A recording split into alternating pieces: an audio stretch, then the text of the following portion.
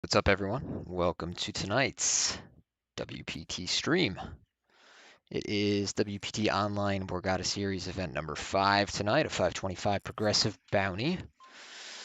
Now, I will admit, I am not much of a specialist when it comes to the whole progressive bounty thing. It's something that in the United States player pool we don't see nearly as much of as we do in the international fields. So I am probably going to make a few mental errors, as it were, tonight. All right, pretty good looking flop there for us.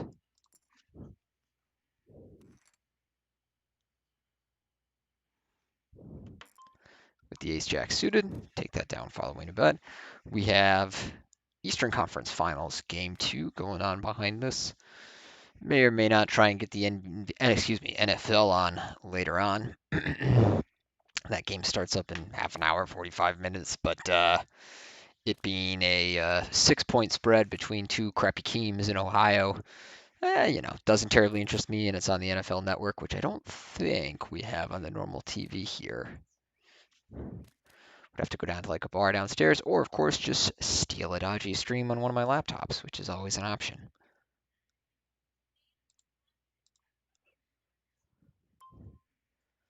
All right, I would think this Jack 7 mostly checks, probably want predominantly suited hands or connecting hands to raise here. Then we could mix in some betting and checking. Let's see. Grab ourselves a calculator for later. So if I need to randomize, we can pull that over. And no reason to call with the jack high. So that's going to be pretty straightforward. All right, queen 9 suited. I would think at this stack depth facing, cutoff raise, small blind raise, it's going to be a mix of 3 bets and calls. And this time we are going to 3 bet.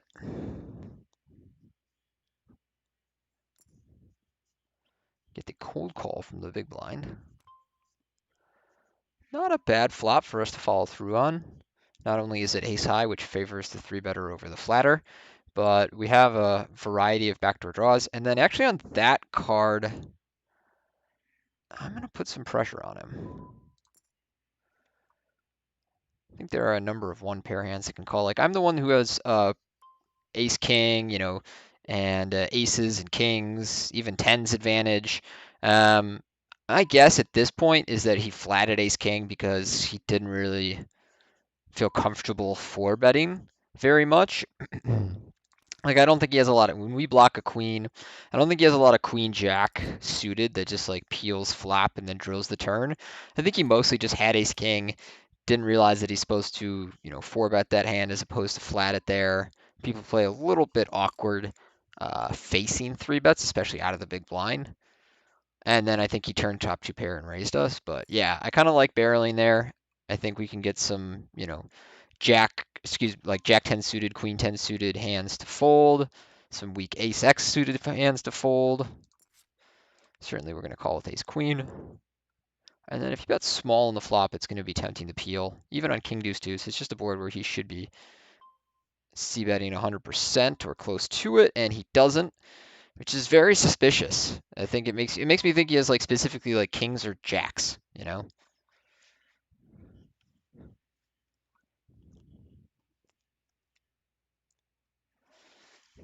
And yeah, I think when we barrel that turn with the queen 9 suited, it locks up a bunch of his hands. Like when he has aces, kings, and ace king, he's supposed to be 4-betting pre. And again, a lot of people don't find all of those 4-bets with ace king. So he should be fairly capped on the turn. He shouldn't have queen jack. He shouldn't have the combos of the best possible hands. He can definitely have some tens there. People will overflat tens as opposed to 4-betting. And because tournament players, spend so much of their volume, playing in the 15 to 40 big blind stack range, a lot of them at, 150 blinds deep, just they're not quite sure how to navigate those spots pre-flop as much.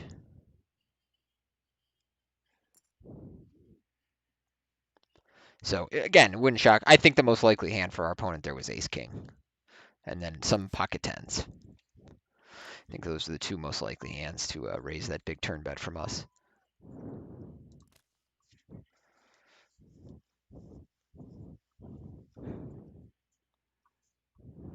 And Duncan Robinson, 4 for 5 from 3 points. Okay, this is one where we can mix between betting and checking. I'm going to check this time with no backdoor. Where is random? Ooh, that's a very annoying way to have to hit random on here. And then, yeah, this is a pretty bad board for our hand. I don't see a lot of reason to bet, or to call, excuse me.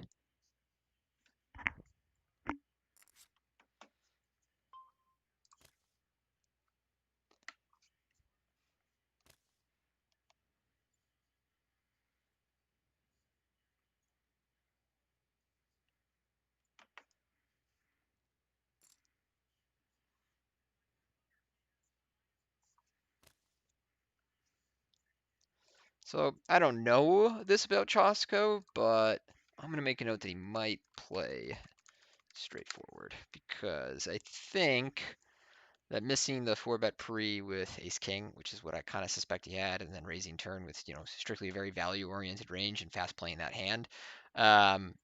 Even if you have ace king there, my guess is that you're probably supposed to just call turn and then just call down. So it makes me think that he's somebody who is not going to 4-bet pre unless he has like a crazy nutted hand, and then is going to fast play the value parts of his range post flop. So I might be wrong. He might have just, had, I don't know, pocket jacks and just like decided to turn that hand into a bluff and just like own my face off. But I doubt it. What's up, Base 210, Lynch Cats? How you guys doing tonight? Thanks for tuning in.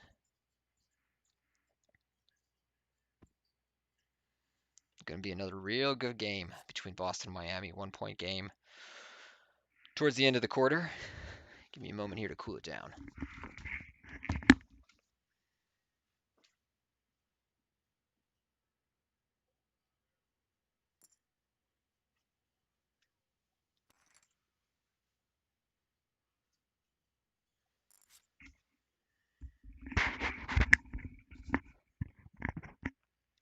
Hopefully we don't need to re-enter this one, as you don't really want to be re-entering bounty events very much. Yeah, see, my guess at him being straightforward is kind of being reinforced by going, 4.5x pure pre-flop. That's just not a play. That's just not a thing that you do. So yeah, my guess would be that he has a real strong hand and he's just trying to size big with stuff like ace king, ace queen, tens plus. My bet would be the parts of his range that goes with the 4.5x is deficient of weaker hands.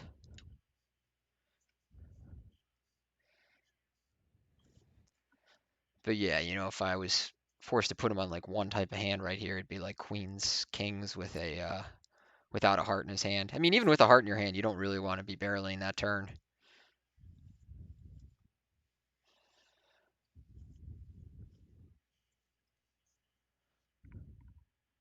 Let's see what Slapshot does here. And if you do have queens or kings with a heart in your hand, you're probably stuck calling the river in most spots. Yeah, so he had hearts. Makes a lot of sense.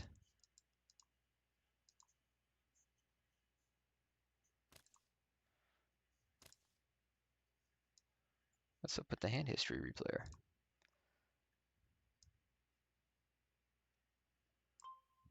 All right. That's the button for blackjack. No, thank you. Options.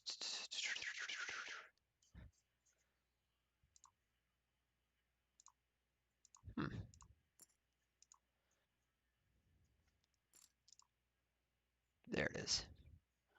Okay. What do you have in that hand? He had tens. Yeah, so I was slightly off about the type of pair that he had. He had tens with a heart. So a pretty reasonable hand to make that river call with. And like I said, the parts of his range that's going to 4.5x per year, ace queen plus and tens plus. So story checks out so far.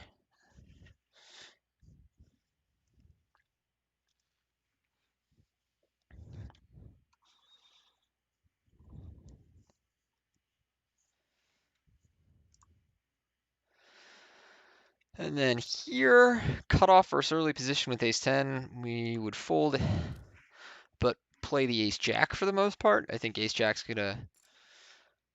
I've learned over time that in the hijack and cutoff positions, I used to think of those as like, yeah, you're in late position, you can do some flatting pre-flop, but on tables where your opponents are going to squeeze a moderate amount and punish you for flatting, we actually don't do nearly as much calling in those positions pre-flop as I and many other players used to. And so now a lot of the hands that call in these positions are ones that can tolerate being 3-bet, which often means, pairs, suited broadways, suited aces.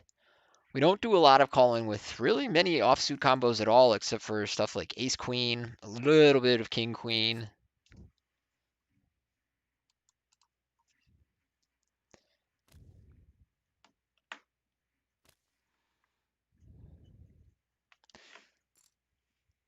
What's up, Kajekin? So ace 210, why do you love progressive bounties? Tell me about it.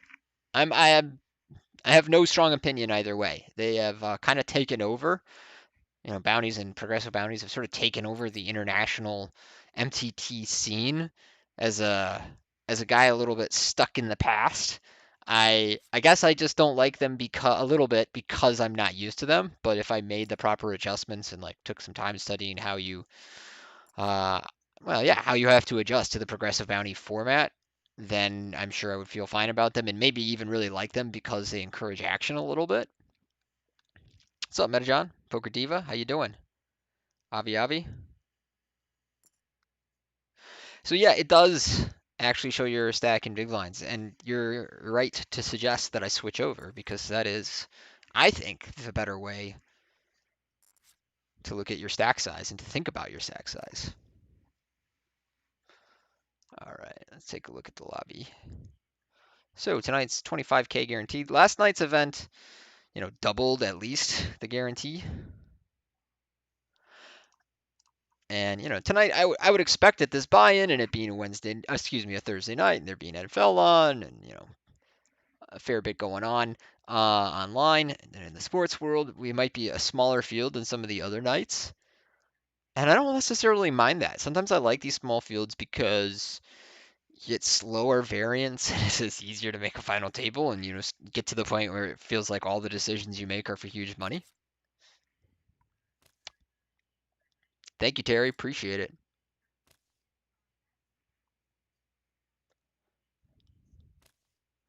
All right. And our king 8 suited. Definitely going to take a flop here. Doesn't really gain much by 3-betting, but it could gain some by check raising here. So we're going to randomize some percent of check raises. Nope, I tend to use the low numbers for aggression. All right, so our opponent checks back, which makes me think that they have a pretty large amount of ace highs on the flop. Sometimes they'll check back stuff like 8s through 10s, and then ace highs are sort of the leading check back candidates. And then on the turn, we really have no equity, and we can let that one go. But yeah, those hands where you have a combo of like an overcard, backdoor flush draw, backdoor straight draw, tend to make good some percentage check raises on the flops, and they're ones that people miss a lot. All right, and so 80 blinds in the small blind versus cutoff with our ace jack. We can mix calls and 3-bets. And this time I drew a call.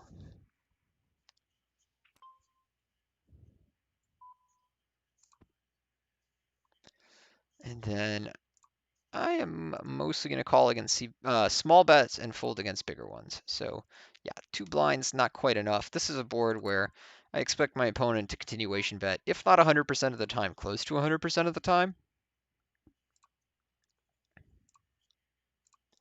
And then that's a turn that will inspire a moderate amount of betting from my opponent. And obviously we improved too. So, we don't love with the overcard calling down here, but that's not the card that we're going to fold on. And there's just like a bunch of queen 10, queen 9, ace queen, ace 10, 7 8. Just stuff that keeps bluffing.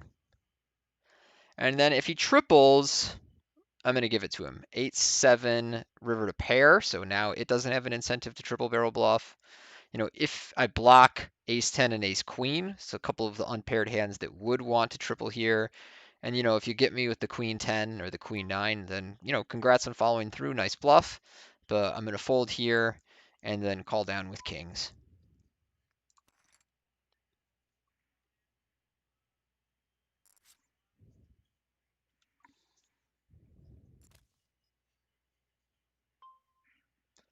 All right. Here we are going to go ahead and 3-bet this hand. Which predominantly 3-bets at this stack size.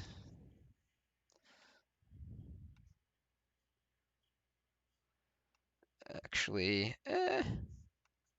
like half and half, 3-bets.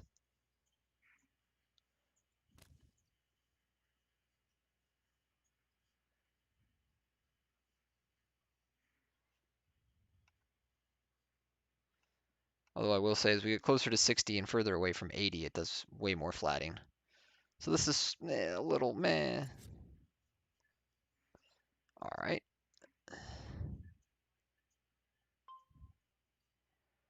And then here, just going to bet like 40% pot. Not a terrible board for our hand. The Queen of Diamonds, obviously the most important card.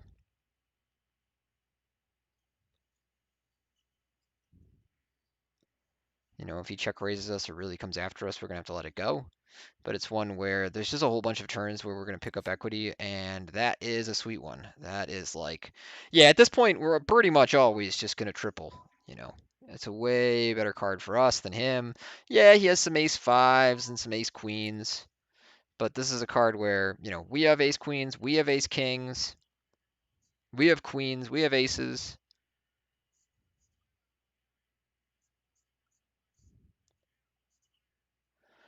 And then whether we barrel river is kind of speculative. It's not something we're going to want to do, every time for sure, because we actually block a bunch of the unpaired hands that could call twice.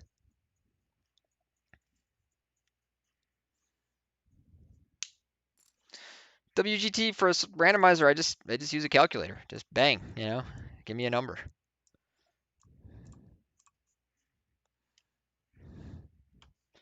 Usually just, or if I'm playing live poker, big if these days. If I'm playing live poker, I usually use the clock and I just draw a number before the hand starts. Although that's tricky because sometimes you'd like to randomize multiple times during a hand, and if your opponent sees you looking at the clock, then they know you're randomizing and don't have something that's, a pure bet or a pure check, and that allows them to narrow your range if they're really thinking about it and really paying attention. But that also requires a level of attention to detail that many people are not giving in live poker these days. Maybe when you get super deep, or maybe when you play against elite competition. But for the most part, a lot of people are like, how to put it, they're pretty checked out when they play live poker, and they're often absorbed in their phone, staring off into a screen, staring at a waitress, like whatever it is. I don't think that most people bring a really high level of intensity to live poker.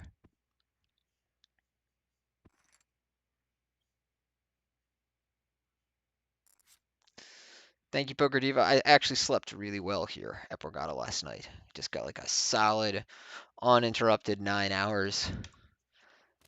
Was watching some TV last night. I started this new HBO series, Lovecraft Country, which I expected to really like. I thought like, okay, this has got like, you know, it's got basically like monsters and mythology, but it takes place in segregated 50s America and has these like racial themes going on, and it's sort of an adventure show. And I watched the first episode, and I thought it was just really bad. I don't know how else to put it. Like the dialogue was corny as hell and full of exposition.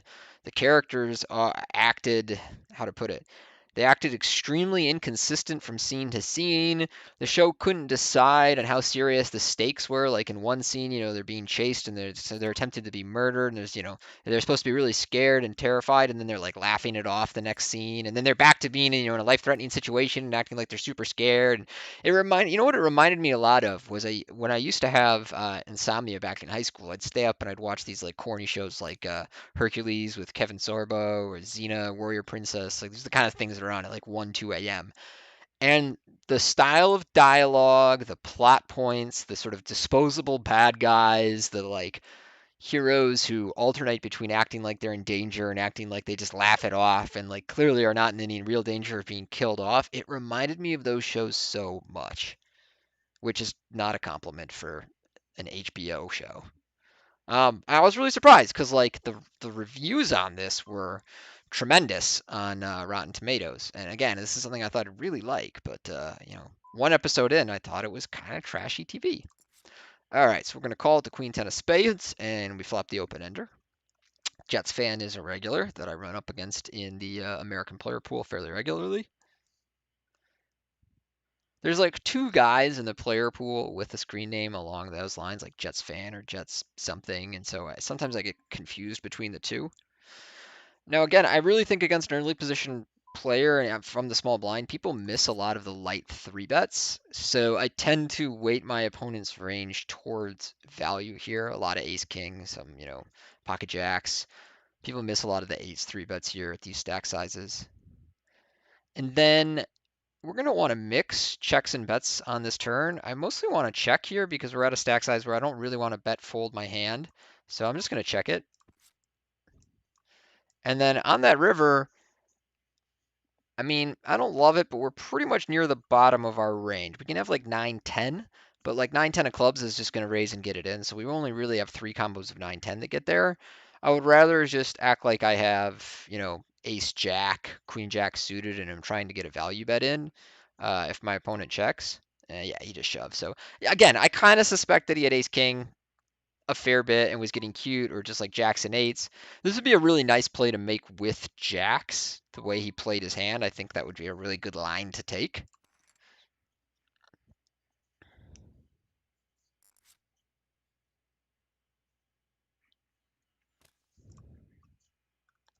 But yeah, I think there are some other stack sizes where I would like betting our hand on the turn, but that particular stack size is one where I don't really think we gain all that much. So, all right. We do defend pretty much every queen at that stack size. It's around the like offsuit jack 2, jack 3 that we start folding big blind versus button. And then here, I don't see much reason to check raise. It's just interestingly sized c-bet from him. I would think on this texture, you mostly just want to use the small sizing because, I'm not supposed to have many threes and deuces in my range. Maybe he thinks like by sizing big, he can put more pressure on my weak pairs. But, I don't have that many weak pairs there. And then I actually want to check on the 9 because I think stuff like Jack 9 and 9-10 are some of the hands that he's most going to size up with as bluffs. And he can just have like a lot of pairs that beat me there. So yeah, I think when he sizes up and then gives up, he's probably going to have something in the line of like, I mean, he can have all kinds of junky stuff. He is raising the button, but I think he can have some of the like suited connectors beneath that. Um, The ones that give up makes me think he maybe had like a queen or a king high. Let's see what he had.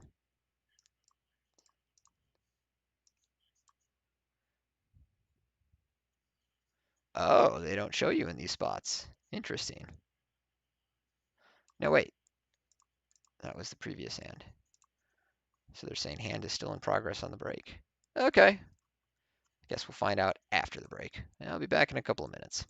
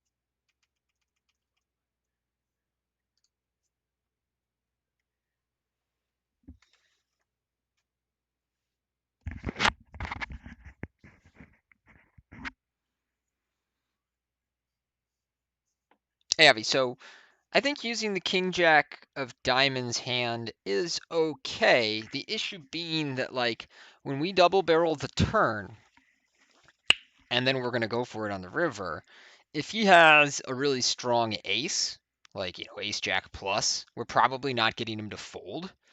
And some of the hands that he's going to peel the flop with that get to the turn and then have to call our, kind of large turn bet are stuff like, you know, King 10 of diamonds, King Jack of diamonds, Jack 10 of diamonds, which is debatable that he would peel that, but sometimes people do. Um, and so once we barrel the turn and then we get to the river, our hand blocks a lot of the hands that he gets to the river with that have an easy fold because we're the ones holding the diamonds.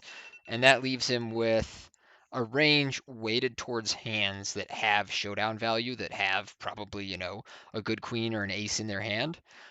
It is nice that we block ace king for him, and but we also block king queen, which is one of the hands that and like queen jack, which are two of the hands that we're gonna hopefully get him to fold when we triple there. That said, we don't have that many other really organic bluffs there. I'm not sure what percent of the time. Let's see your button versus early position. We only do a little bit of three betting pre-flop with stuff like Jack 10 suited.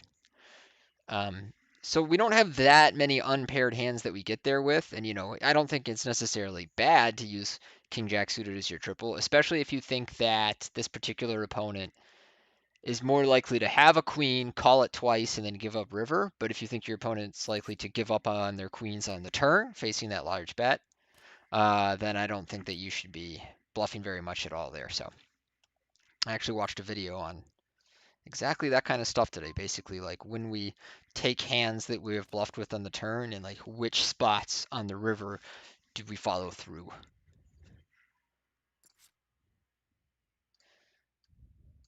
So basically, when we follow through in those spots, when we have draws, and the reason that we find that oftentimes if we're barreling a flush draw on the flop and turn, we don't really like tripling these type of hands on the river is because our having the flush draw blocks a bunch of the unpaired hands that have easy give ups on the river. So oftentimes when we find ourselves in those spots, the hands we want to be barreling, like that, in a different setting as far as like stack sizes, the queen 10 of spades hand would have been okay to barrel because we unblock clubs. So it's possible that our opponent could, get to the turn with a club combo, but decide to check on the king because he doesn't want to have to bet call his hand. So he like check calls the turn with a club combo and then has to check give up on a brick river because we, with the queen 10 of spades, unblock all of his flush draw combos.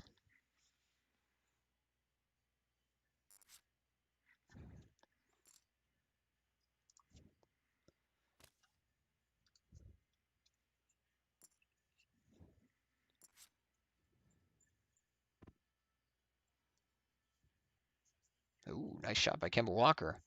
Looked away for a little bit in Miami now. Down by 13 late in the second. Yeah, 9 hours was the best night of sleep I got in forever. I don't know if it was actually a full 9 hours, but I remembered thinking that, I got to bed last night at somewhere around. I still kind of operate in West Coast time. It was like 1 West Coast, would have been 4 here, and then I woke up at like 1:30. And that's the best night of sleep I've gotten in a long time.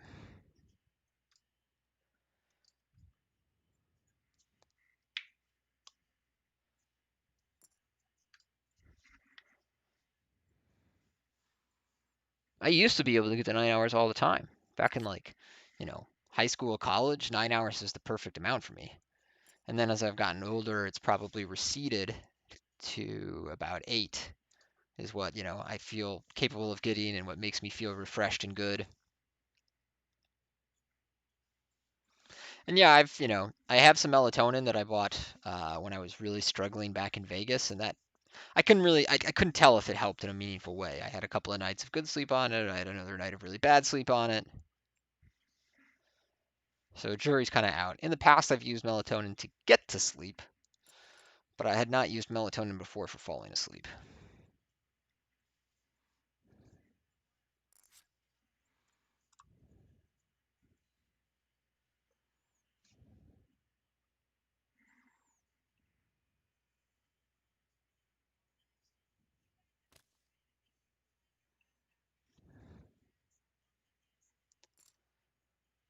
Boston up 15. Damn. Yeah, I kind of think Boston's going to the Eastern Conference Finals. It's just going to be Tatum versus LeBron. I mean, who knows? Maybe Denver surprises LA, but I think that LA is a well-constructed team to give Denver a lot of problems. I think that the Clippers didn't really have a natural defender for Jokic, whereas LA has, I think, 3 guys that will do a good job of locking him down.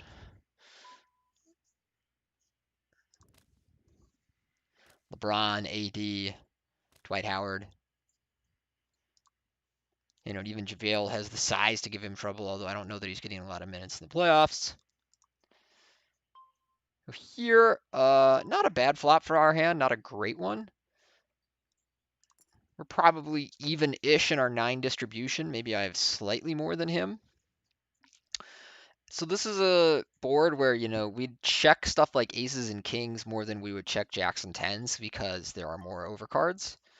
And yeah, like my concern here is people miss a lot of the bluff check raises that they're supposed to have. But this is a texture where there is a lot of 8-7, 6-7, jack 10 with a backdoor flush draw that makes for a good check raise. But keep in mind that I block 10-9 of diamonds. I block, jack 10 of clubs. I just don't think we can give up quite yet.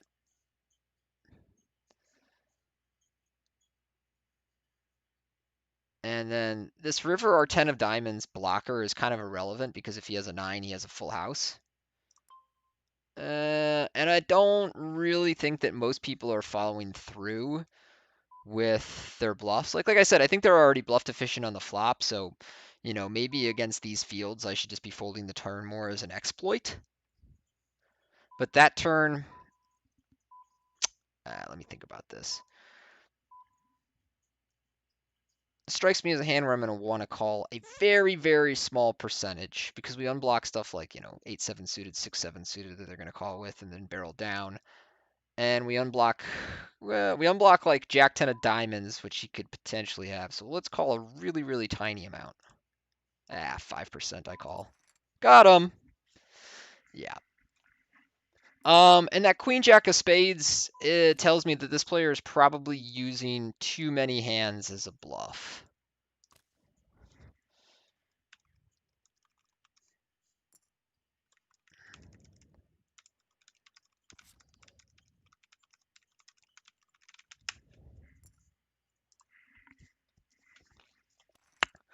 Now, in fairness to saying that, oh yeah, he barreled down too wide, I think that those type of check raises and then barrel downs are going to work really well against the American player pool.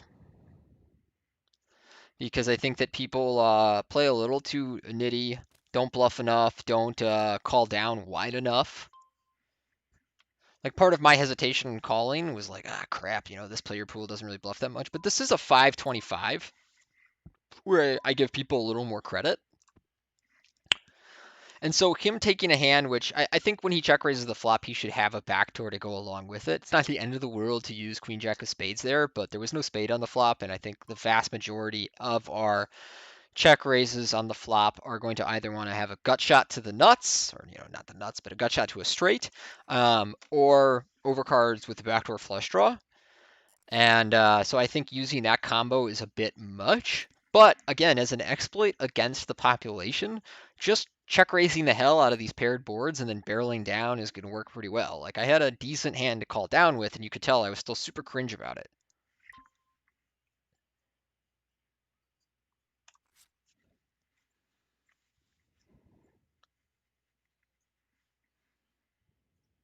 What up, John Miner? Thanks for joining us tonight.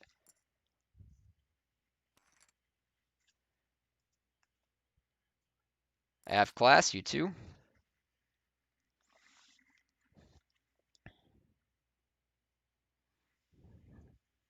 But yeah, having the 10 of diamonds is kind of nice there because, we block stuff like jack 10 of diamonds, queen 10 of diamonds, which are both reasonable combos to take that line with. And then I think you still want to, jam them for value when you get to the river that way. I don't think you need to be terribly. I can't, I'm not gonna have a five, and I don't have that many nines. So I think once you get there with those combos, you still want to bluff, not bluff jam. You want to value jam the river with your flushes.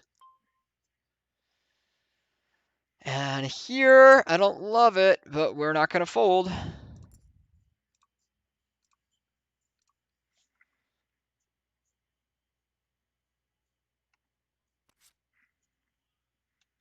That's interesting flop, one that we can, again, kind of mix. I rolled one on that and rolled pretty much a dead even 50. So here I feel pretty good. We pretty much kind of have the nuts kind of close between raise and call. I think we're just going to call. That's not good. He can definitely have sets. He can have king, queen. So we've gone from a hand that wants to get more money in to one that's just going to call. And what the hell? Now I think we should probably fold. That might seem a bit much when we have the jack of spades, but when he shoves 2x pot, he's 3-bet out of the big blind. He has the tens, he has the kings, he has queens. He doesn't have, yeah, and it's just really, really hard to find bluffs for him, is the reality.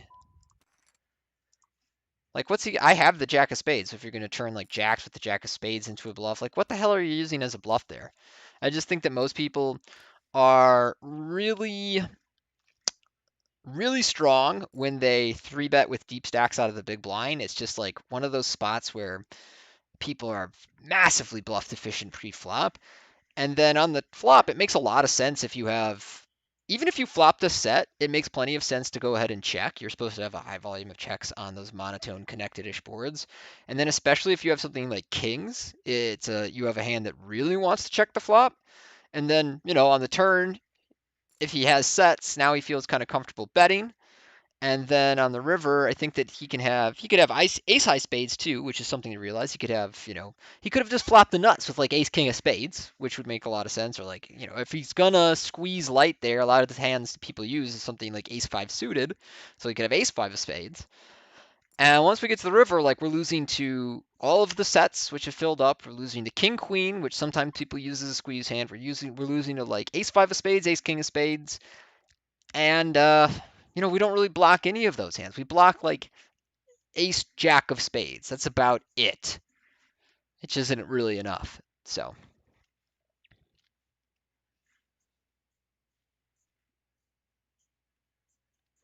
QMix, I generally play tournaments from the start, but I don't feel strong about that. It often just kind of comes down to my own schedule. Um, if I'm available to start from the beginning, I typically do. I think that's when you usually encounter the worst players who give away way too many chips. And so I kind of want to be there to take them.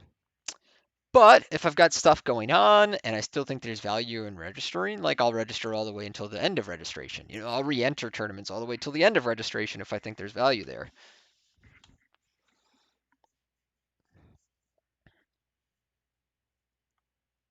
What's up, Honey Badger? Thanks for checking out the stream tonight.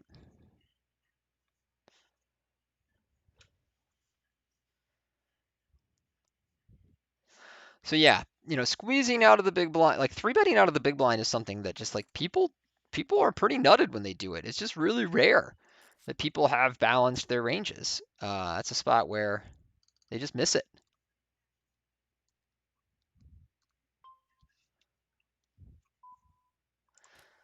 So for him to squeeze there and then combo that with jamming like 2x pot on the river, and especially if you have a full house, it's possible that you're trying to jam, getting a call from trips, getting a call from worse full houses, getting a call from flushes. So typically when you see people use these like jam 2x over pot river sizes in the spot where they've already shown a lot of strength, there's congruency in the story that they're telling that they're really strong. And I think that people are really bluff deficient in those spots. So I like the fold with the ace jack and the jack of spades.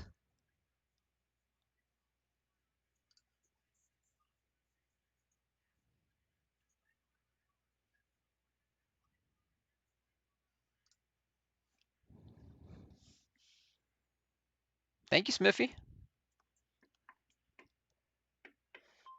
Good luck to anybody betting on sports tonight.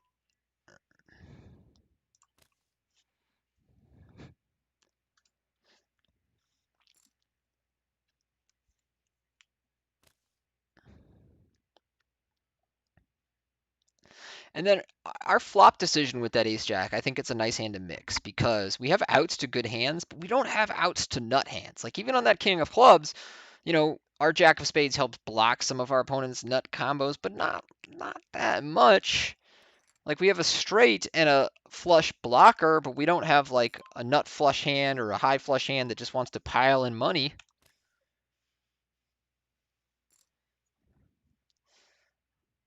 It would have been interesting if the river was a brick and then he pile. Then I call. Then it's like, look, if you've got, ace king of spades, ace five of spades, good for you. But I've got a really strong hand and I block at least one of your combos of nut hands. So, if you got it, good for you. And then, just to fill in the blanks of the analysis there, let's say the hand plays out where the turn is a king, we call, but we don't have a spade in our hand, and the river is a brick and he jams 2x pot, then I would just fold because, again, I think people are just too bluff deficient to make calling without a spade a good idea in that spot.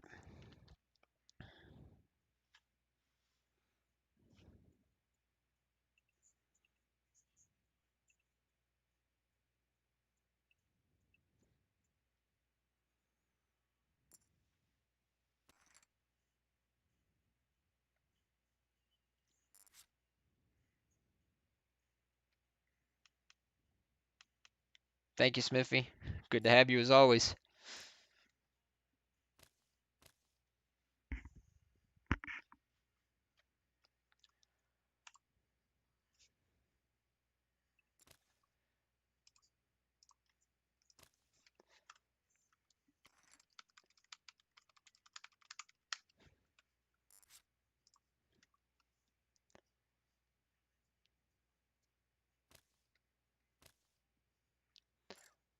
I think this hand is mostly completing.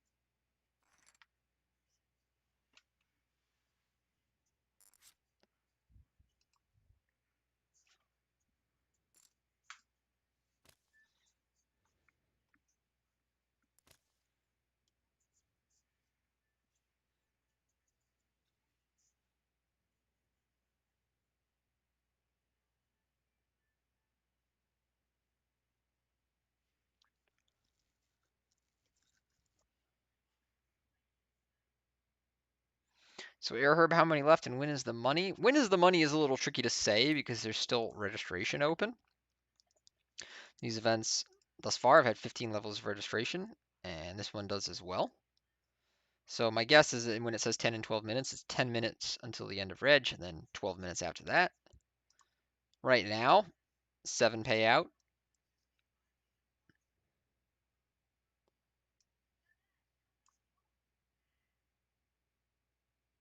55 players. And yeah, the main event looks like it's going to be huge. Huge on Sunday.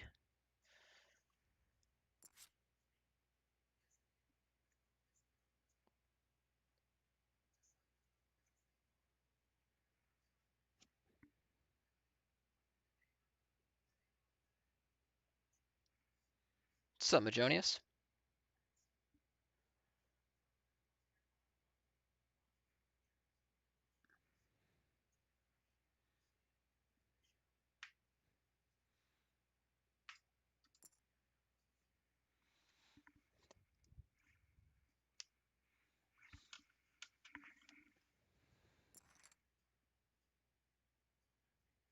Damn, Padres Mariners series moved to San Diego because of air quality concerns.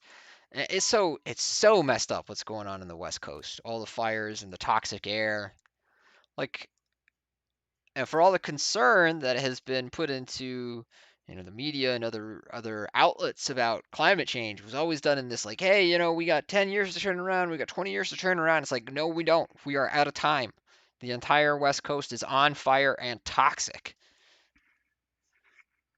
So I would love to see greater priority put on reduction of carbon emissions and what we can do to try and mitigate the damage already done from climate change. But like, it's here now, and we got to deal with this. We're running out of time, people.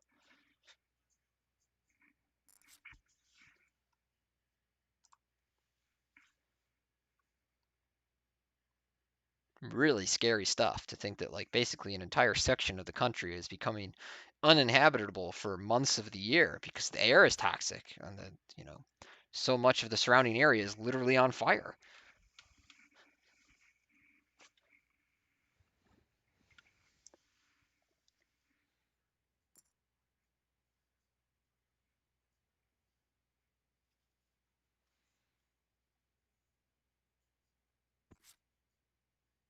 Is there any strategy to sports betting? Yes, absolutely. Is it a strategy that it mostly has to do with tracking price movement and finding um, disparities in prices between various sports books. So a lot of people are like, "Oh, I follow the games and I follow the coaches and I follow the players and I follow the injury news." Doesn't mean crap. Your ability to discern, to read the tea leaves in the like mass of just information and stuff out there in the sports betting world is not. It's just simply not good enough to beat the casinos for the 53.5% of the time that you need to turn a profit at sports betting. So I tell people that sports betting is it's a great pastime. It's really fun. Enjoy it, but don't think that you're going to be a winning, profitable sports bettor. Especially if because your logic is I'm a big sports fan. I follow this stuff really closely. Doesn't matter.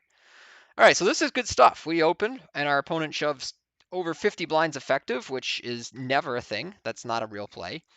And we know this is a straightforward opponent, so I am a little worried that he just, straight up has aces.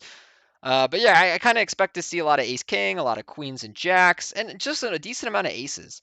For the most part, people tend to get a little more cute with aces, but like, don't be shocked if this dude just has the ace balls.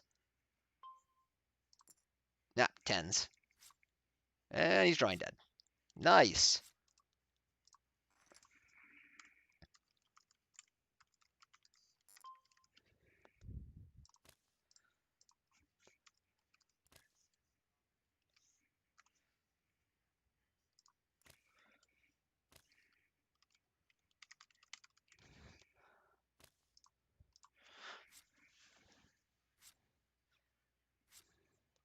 I guess the best way I could put it is the strategy to become a winning sports bettor is to not play. But if you think that sports betting is great entertainment and it helps you enjoy the game more, and you just kind of like thinking about these sort of things and you can handle it in moderate, you can keep it to something of moderation, then go nuts, enjoy yourself. Sports betting is a great pastime. I love it. But yeah, the winning sports bettors that I know and I work with and for one, they're basically people just watching markets, and they've got a bunch of algorithms running, and those algorithms are searching a whole bunch of different sports books, waiting for one of them to have their price get a little too out of whack in relation to the others or in relation to what that algorithm believes the spread should actually be, because sometimes markets are inefficient. But your knowledge of sports is next to irrelevant in sports betting when it comes to winning, anyway. If you just like speculating, which we all do, well, then it's really fun.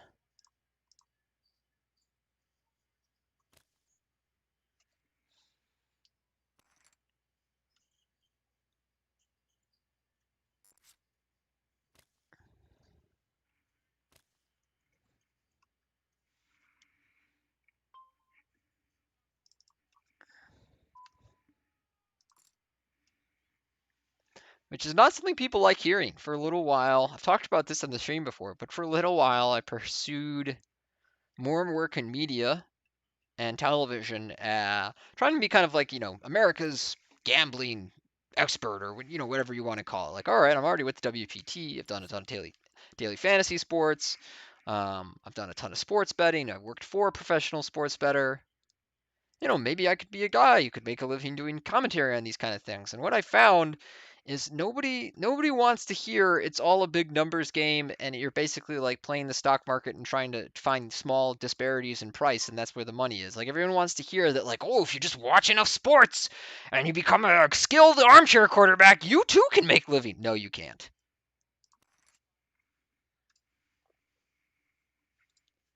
But that is yeah, that does not gain traction. That's not going to get you clicks. The advice being you can't win, not going to get you clicks. Don't get me wrong, there are professional sports bettors out there. For a long time, and that was basically what professional sports bettors would do for a long time, is they would bounce between casinos looking for soft lines. These were guys who had, you know, who kept track of the line at 10 different casinos or sports books, waiting for one of them to get pushed a little too far in the wrong direction. And then they'd go and whack it. And what ends up happening is if the casinos identify you as that kind of player, is they start putting limits on your bet sizes. Basically, if they see you betting intelligently, they put limits on it. And the American companies are the worst about this, actually. There's still a moderate amount of European sports books that are just like, look, if our line is available, whoever wants to come and bet it can bet it. A lot of American sports books will try and identify winning players, and even if their line is, Boston minus 2.5. If you're somebody they have identified as a winning player and you come and try and bet $5,000, they'll say no, but you can bet $300, or no, that line's not available to you. But they'll let somebody who's a sucker bet $5,000. And so what ends up happening is that professional sports bettors seek out other people who can create accounts for them and do the betting until those accounts get burned out. Because in the casinos and professional sports bettors play this sort of cat and mouse game of trying to avoid detection, and then once an account gets identified as a sharp account, switching over to a new person, to a new account.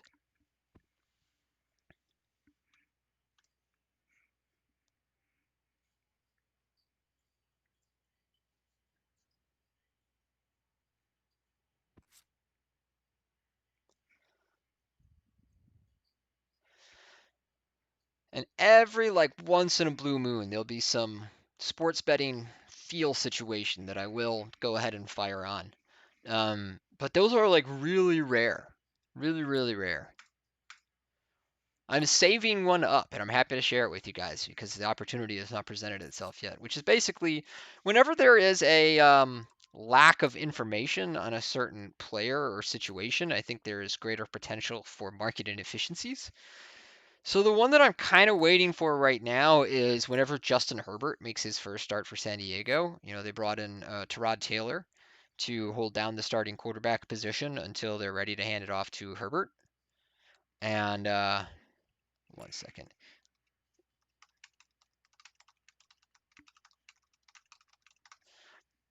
I think that Herbert's college tape made it pretty clear that he just doesn't have what it takes to be an NFL quarterback. Um, and every now and then some guy sits on the bench and does nothing but practice and study football for like 2 years and somehow accelerates his decision-making process. But look, Justin Herbert hasn't played a down yet, so it's a little early to call him a bust. But I think he's going to bust, and I think he's really going to struggle early in his career. However, the way it tends to work in the NFL these days is they draft some quarterback in the first round, and then they stick some guy like Tyrod Taylor or Nick Foles or somebody else, a placeholder quarterback as the starter at the beginning of the season, and then the season starts to go south and the fan base starts demanding, we want to see the guy you drafted in first round and we want him to get, and even the coaches start thinking, well, if we're playing irrelevant games, we might as well get this first round draft pick or whoever it is some game speed reps. And because Herbert will be coming into a situation where we don't have any tape of him, where we don't really have very much data on him, I don't know that the market will fully anticipate how much I expect him to suck. And so whenever it is that he gets his first start, I'm just loading up on the other team. Don't care who it is.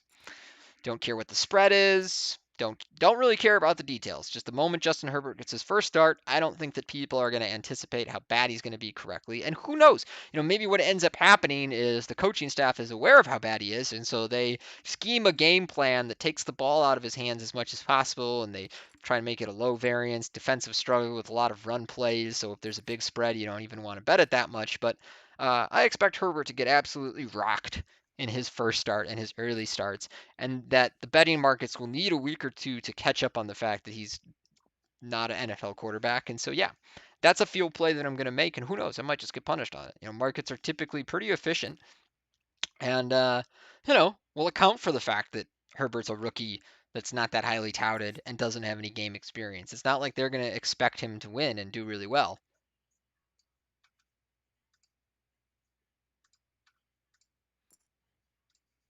I just don't know that the market will expect him to be as bad as I expect him to be.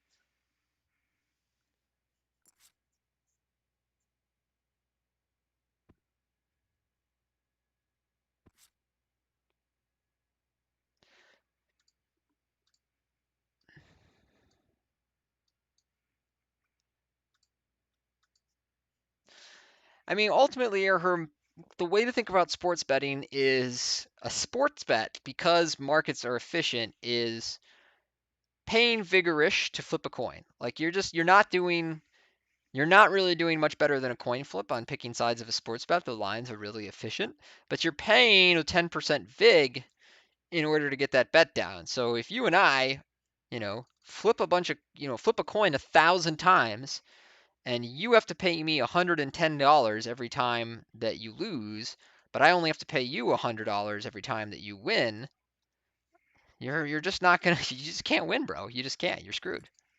And that's what sports betting really is.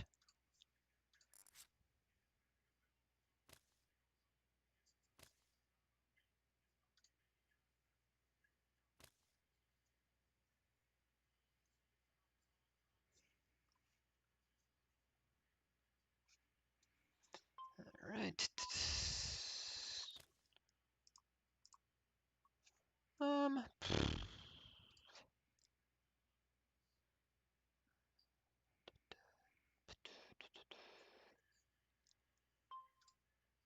Yeah, everyone's such a coward. Made a call on another table.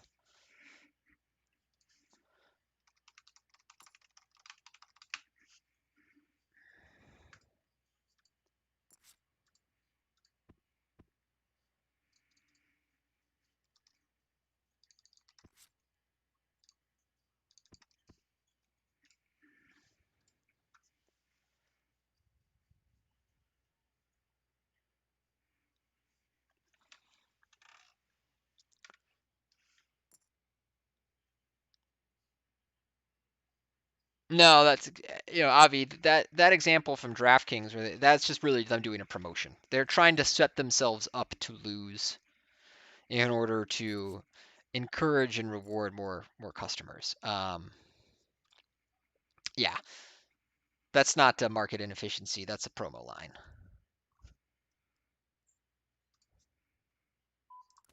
Okay, we can call with our sixes.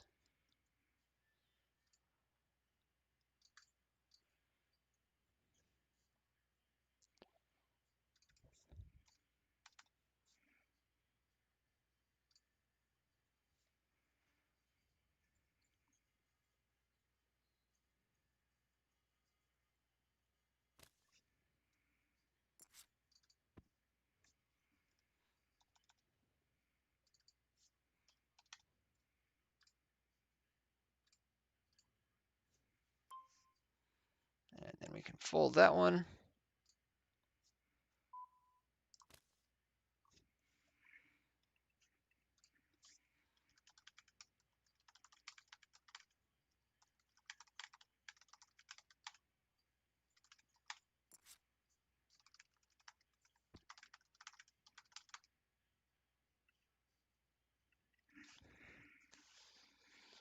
Yeah, anything like that's always a promotion.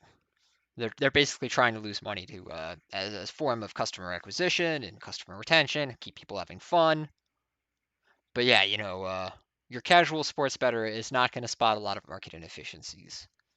and you're not going to spot them faster than the algorithms catch them and the professional sports bettors bet those lines into efficiency. Hi, Calvin. What's going on tonight?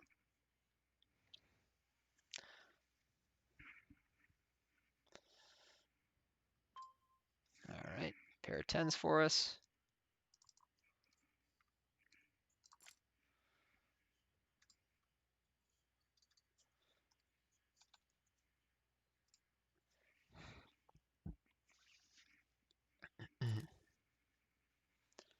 All right, MJ23 gives us the 3-bet. So this is definitely a calling hand. And now we have a spot where we are going to check call at least once.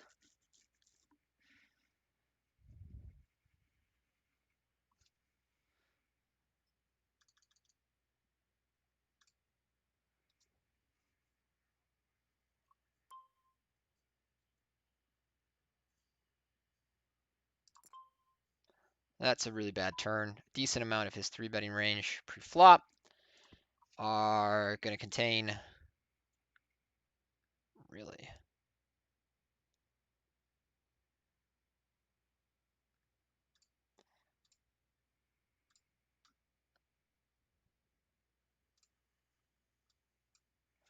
are going to be ace king. Yeah, it's a pretty bad card for us. Also, having the 10 of diamonds is not ideal, as, you know, some of the hands that he's going to 3-bet and then barrel with are going to be like jack 10 of diamonds, queen 10 of diamonds, ace 10 of diamonds, and, you know, we block those combos. As I said, I just kind of think that people miss some of the lighter 3-bets pre at deep stacks, so I'm going to give this one up. It's definitely close on the turn, but yeah, the king is quite a bad card.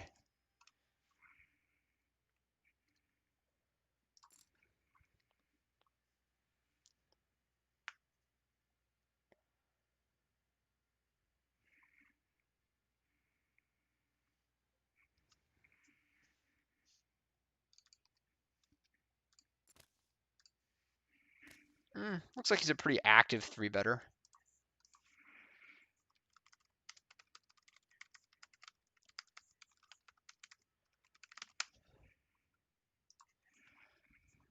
And then this is not a hand that gets to call and continue.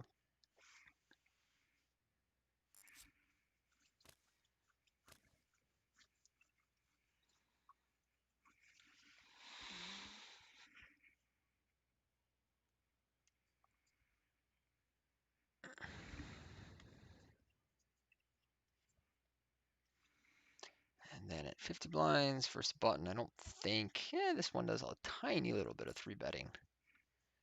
This game, most of our 3-bet bluff hands are like king 6, king 7, a little bit of queen 6. Not a good or bad flop for this hand. We do have backdoors with the 5, and our ace high can always be good. So we're going to have a flop call. This is one where I expect my opponent to size up more. It's a texture that you bet less and then size up when you do bet.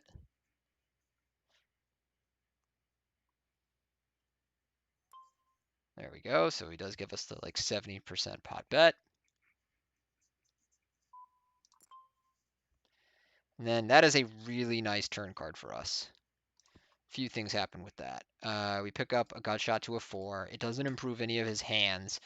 And we have outs to a backdoor club blocker, where then we can just turn our hand into a bluff. So I'm not going to be folding on this card. And it's still one where like a bunch of his unpaired hands are still drawing, right? He's not going to have many deuces in his range. So we're going to want to go ahead and call here. And then we do get the club. So we're going to turn our hand into a bluff. And go ahead and bet.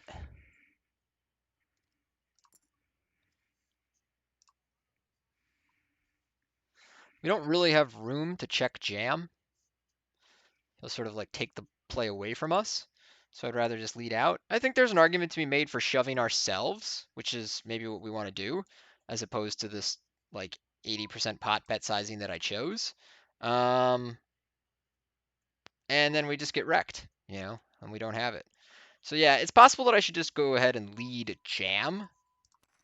And it may be that when we lead there, This is the problem with peeling there when we're not quite that deep, is like leading out is not super believable. Usually when we get there with the ace high clubs, we're checking river and trying to induce a bet. So I don't know that I really love. I don't know if that I think that lead might be a bad play for me, I guess is what I'm trying to say. And if I lead, there's a pretty good chance that I should just be jamming. But that queen of clubs, basically when I get there with the ace high clubs, I don't think it's believable that I am leading as opposed to checking, because it's kind of hard to detect. So I think that play is sort of dumb for me, but it's tricky because, yeah, I think I should probably just check and then fold if he bets big, and then check jam if he bets like half pot. And I chose a poor option and just tried to force it. So bad play by me.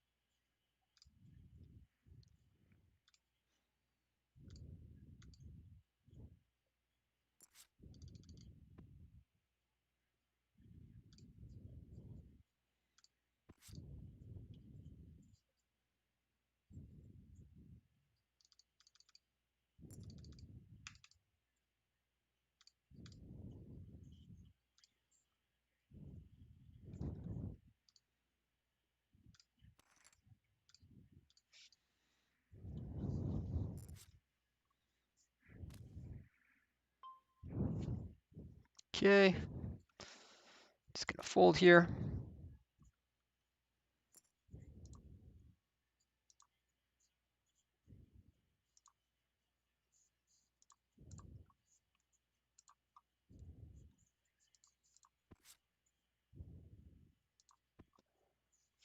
So one problem with progressive knockouts, bounty events, things like that, is it really disincentivizes you from re-entering, right? Because if half the money is going towards the bounty pool and you can't get other people's bounties, but they can get yours, you're not doing yourself any favors by re-entering when other people have chipped up, and you now are entering with the inability to knock them out. So I'm actually very reluctant to buy back into something like this as a form of late reg, whereas for any other form of tournament, I'm just down to keep firing. So if we get knocked out in this one, I would probably just go ahead and fire up something else on the schedule. Oh man.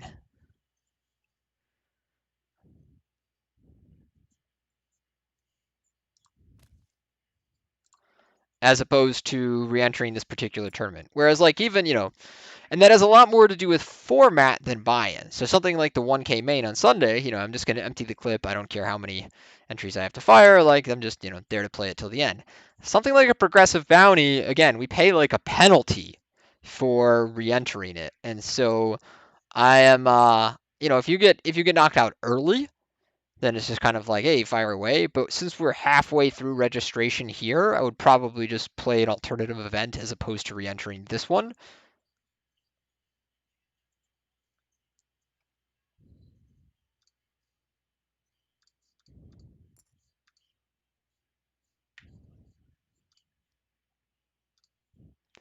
And for the most part, I think our opponents have played pretty well tonight, except for that guy who blasted off kings to tens versus us. He was definitely not a super serious player. But as you can tell, this guy's playing really tough. He ran, a check raise and then triple barrel bluff that almost everybody else misses. This guy's three betting us a lot in position. This guy's a good reg.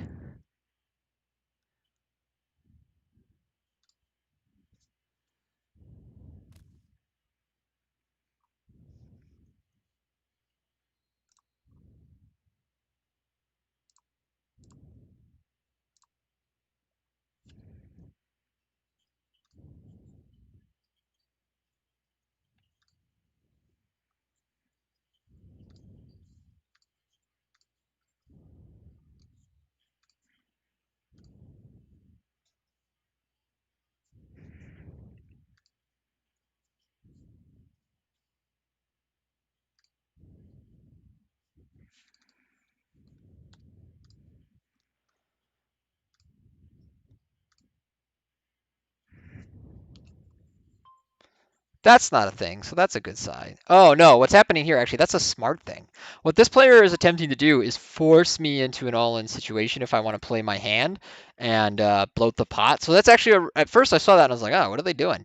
And then when I realized, hey, we're playing progressive bounty and this person's trying to force me into playing a pot that where I'll get stacked in the event that I continue, I think that's quite a good play.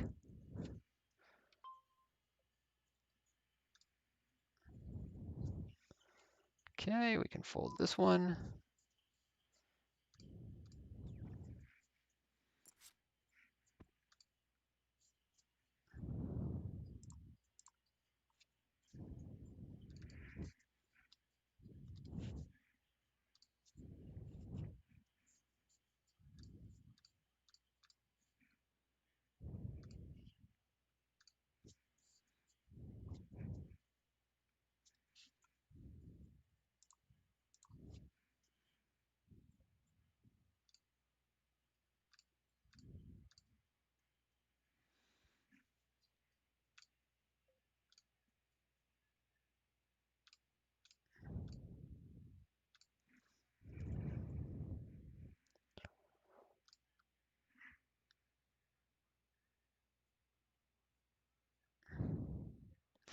Waldy, are people that allow you to pay for pics on Facebook or any other form of social media a scam? Yes, all of them. 100,000,000% of them are scams. Don't ever pay for that shit. The Vegas Daves of the world are not trying to help you. They're trying to scam you.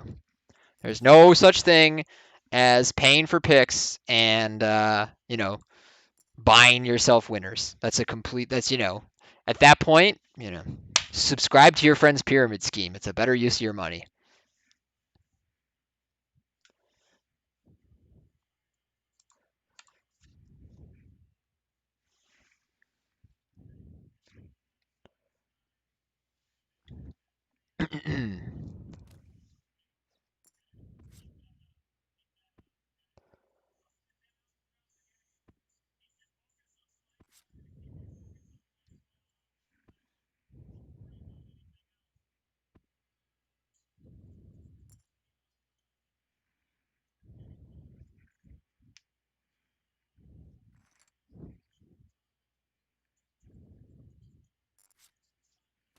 All right.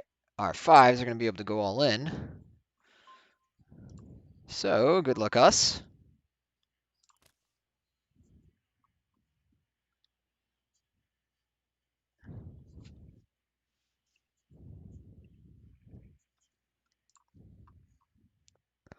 Pretty rare that we'll get this through. Like with the bounty incentive. Ooh, that's the nice one to get called by.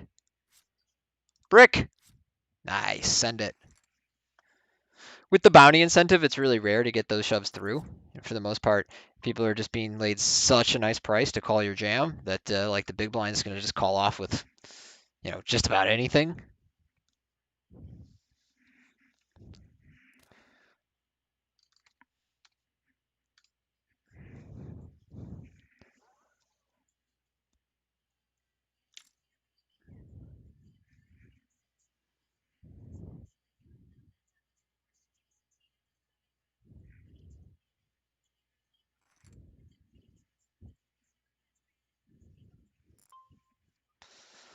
These fives, I think we're in an early enough position that we just kind of have to fold.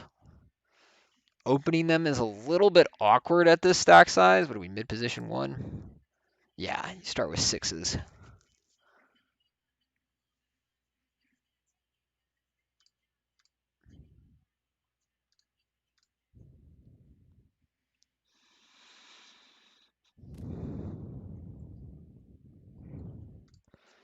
But yeah, the reason that there's lots of reason that the whole pro picks things are scams, but one of the biggest ones is that they try and sell you picks, but they're normally lines that aren't available.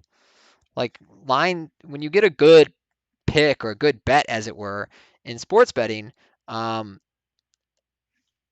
you really want is to be early because the line's going to move.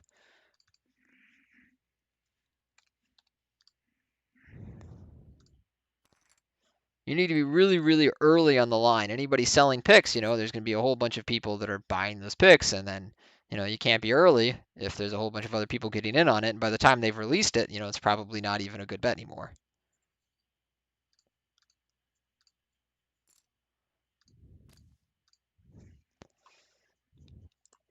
Being a winning sports bettor is all about being ahead of where the line closes. So if the line opens at 10 and you bet that, and then by the end it's 7, you did a good job. It doesn't matter what the outcome is, you won. So I remember when the bubble in the NBA was still during the regular season, I did make some sports bets, and one that worked out really well for me was there was a line Brooklyn versus Milwaukee where let's see, this is kind of a weird spot.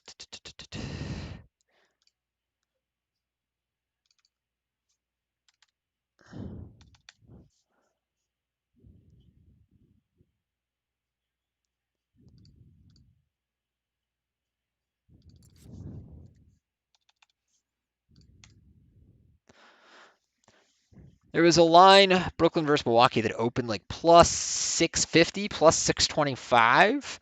And I thought at the time that there was a lack of clarity about whether um, Coach Bud would actually play his starters for the full run because it was a meaningless game for Milwaukee, and that the line would probably close a little more narrow than that. And, Brooklyn would be taking the game really seriously, just running out. I mean, they had a lot of injuries, don't get me wrong, but they would be running everybody out, whereas Milwaukee might be playing starters like 30 minutes or something. And I thought, okay, this is actually going to be probably a jam here. Yeah. After the flat, I don't think so. It's close, but I'm going to pass, especially since when we jam there, we want to be. Part of what makes jamming this kind of spot good is we can anticipate getting two folds some of the time. Because ace eight doesn't, it's never like crushing it by anything that it gets called by. But in a progressive bounty event, when we jam there, we're just never, ever, ever, ever, ever getting two folds. We're getting probably one, maybe two callers, and that hand, facing one to two callers performs very poorly. So we want to mostly use just really a value heavy range to jam that spot. But going back to the Milwaukee Brooklyn game, so the line opened around 650 plus 625 on the money line, and I thought, man, that's probably closer to like 4-1, right? Milwaukee's still going to be a big favorite, but I think it's probably closer to 4-1 if you just tell me that Milwaukee's not going to run their starters most of the time, which I don't think they will, and they're already very much a load management oriented team. And so I bet Brooklyn at plus 650 and plus 625 in a couple of spots, and the line closed at like 425. And regardless of the outcome of the game, I won. I won that bet. What I mean is that whether the game ends in Brooklyn winning or losing is fairly irrelevant. The game, the skill of sports betting is in getting ahead of the line, getting your money down ahead of the line movement because the lines close in the most efficient place. Um, so knowing that the line moved that heavily towards my side, I felt really, really good about the bet. And like in that particular day, I got lucky and Brooklyn did win the game. I think it went to overtime or something like that. But like winning the bet's irrelevant. Getting ahead of the line movement is how winning sports betting is done. And the reason that you can't get ahead of the line movement in any subscription service is because anybody who is selling picks that actually believes in their own picks is betting them, and at the point they have bet them, they have moved the line, and then they tell you, all of their subscribers, to bet them, and some of those subscribers bet the line, and it moves even further away from where it's supposed to be for you to be profitable. So yeah, paying for picks can never be good.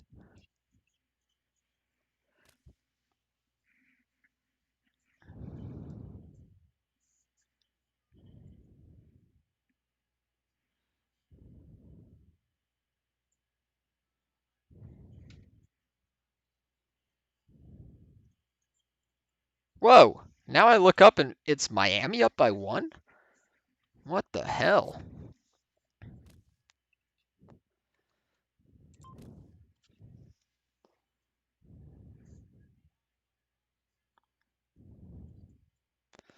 Duncan Robinson's nasty.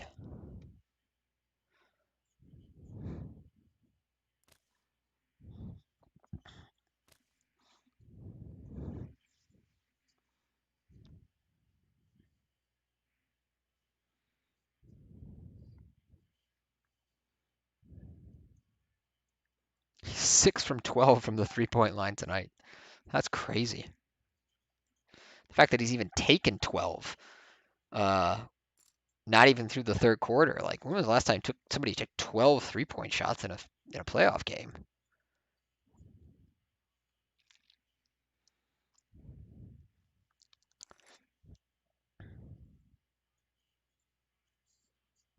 All right, break time, y'all.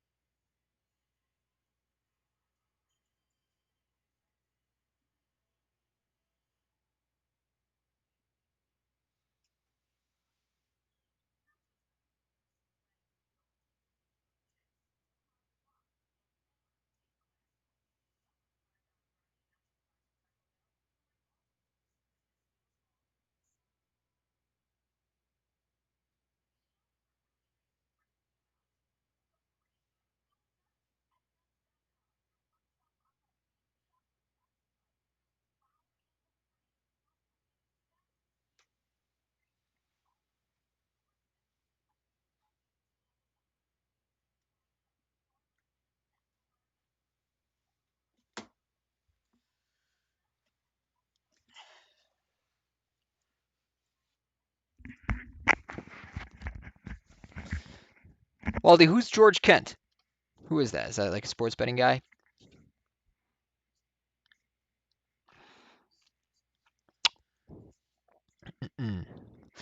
sports betting touts remind me of this old scam I heard about with picking horses. The scam people used to run back when, sports betting was not sports betting, horse racing was huge in the United States. These guys would they would either distribute through the mail or they would cold call people and they would just give them a free pick with a horse. And they do this for like weeks on end. Somebody would call the house and be like, bet uh, Rump Thumper at whatever Downs, Churchill Downs on Saturday, right?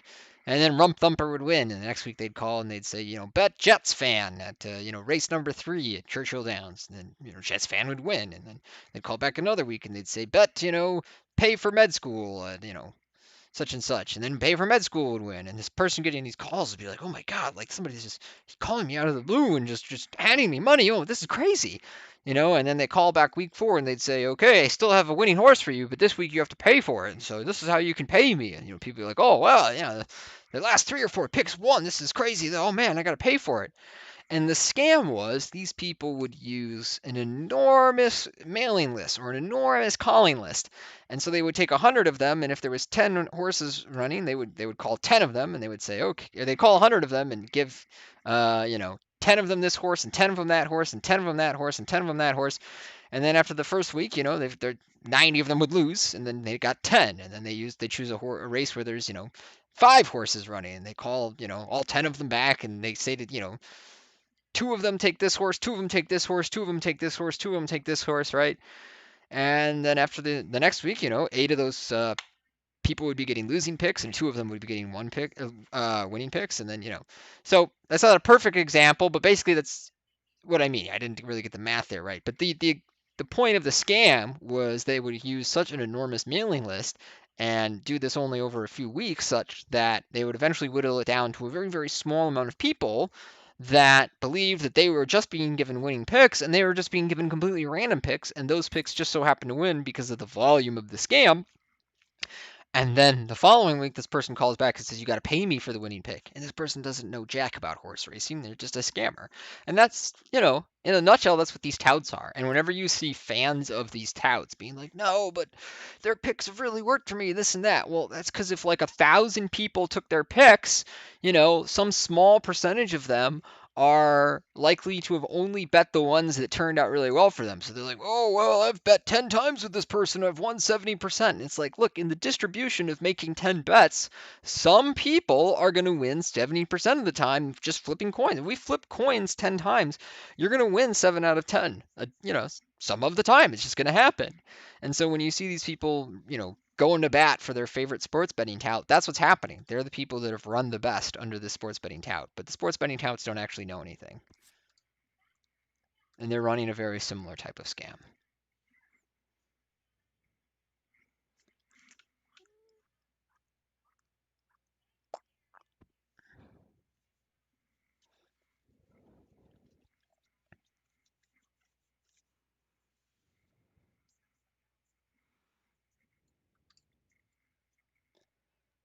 And then in the social media age, a lot of people's scamming, so to say, is just being really good internet marketers. Like, to his credit, Vegas Dave, he's a scumbag and a loser, and I don't know. I think people like him belong in jail.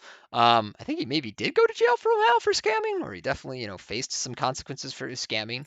But my point being is guys like him are good internet marketers, and they don't really need many people to subscribe to their picks. They just need like 1 million people to hear of them. And if 1 million people hear of them, and 500 of those people are really passionate sports bettors who just don't want to work very hard and believe that maybe, hey, somebody like this guy could sell me winning picks, then the fact that there's a bunch of information out there trying to warn them that this person is a scammer doesn't really matter. Like, they just need to narrow it down through the sheer volume of marketing to that I guess you'd say target demographic that is very primed to buy their picks and not very skeptical, such that they seek out information for why somebody like this is unlikely to be the real deal. It looks like they're doing gambling, but really they're doing sales. And what they're selling is the idea of you can make money and not work. You can just, this is the final exam and I can just hand you the answers. No, they cannot.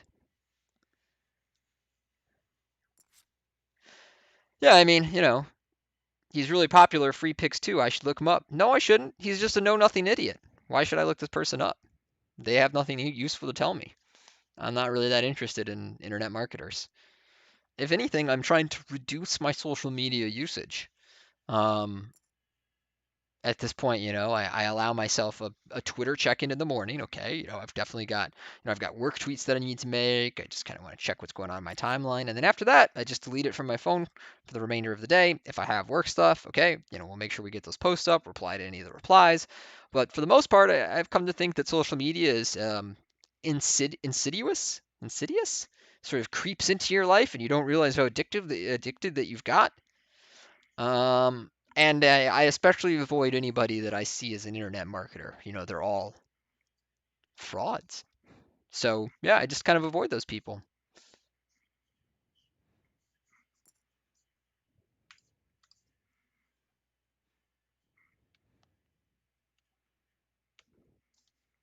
which is too bad for my career because I'd have a way bigger brand if I was a good internet marketer and down with that kind of stuff. But I can't play the game. I'm not built for it. I'm well built for poker. I'm well built for gambling. I like doing the hosting. It's great. But when it comes to marketing, building a brand, I can't buy in, man. I think it's BS. I think it's great if you have a genuine service to offer people. There's a lot of people who have built brands and they have like a really cool product or, a cool personality or they make great content or whatever it is. And those people I would very much encourage to market themselves well and to build a brand and all that kind of stuff. But for the most part, people trying to sell you stuff on the internet are not looking out for your best interest.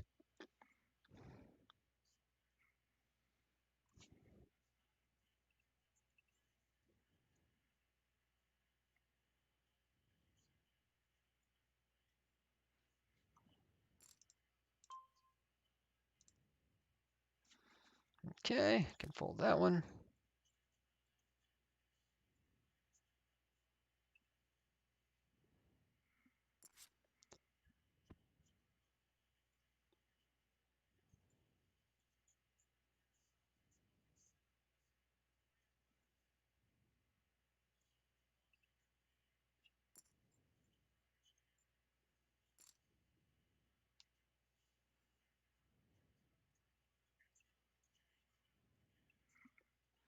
Jay Crowder bringing the pain. Oh, look at this steal.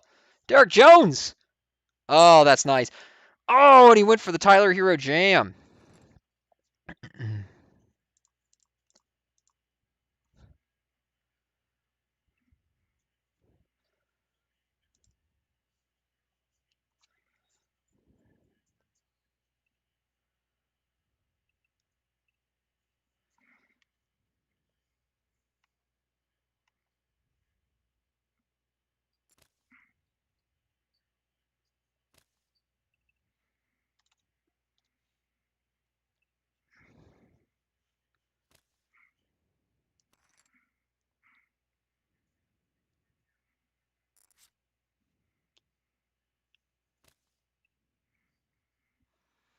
Okay, this hand can jam the button, but it's really thin.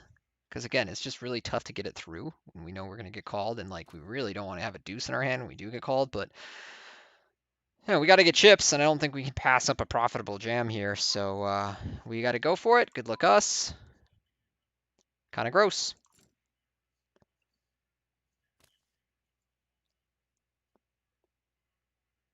Hopefully Steve just has a complete nonsense hand that can't call.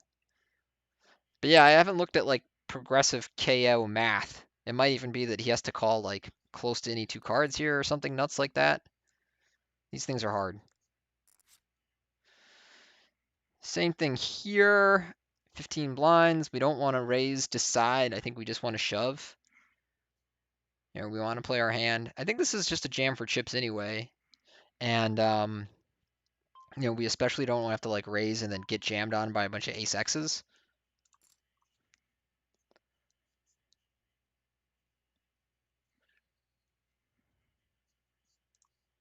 And yeah, everyone around the table pretty much will have us outshipped in the event that we bust. So I'd probably just look for something else to play. All right, so we did go, ooh, we're dead. We're dead. Yep. Okay. So what else we got? Who's in the field? I'd rather just late reg something like this and fire that in.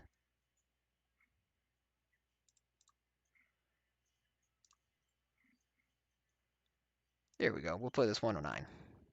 Katie Stone. We got a rep there. Good to see her. And there. So yeah, future events will definitely just kind of like re-enter and empty the clip. Again, bounties, progressive bounties. If you re-enter late enough in the registration period, you're sort of paying a penalty, as it were. So you just don't really, if you're there to gamble, go for it. If you're a huge, profit-seeking nit like me, then it's better to just play something else. So we'll do this 109 10K guaranteed. How much left is in this registration? Another 3 levels there. Take a look at our payouts. 3,200. Okay.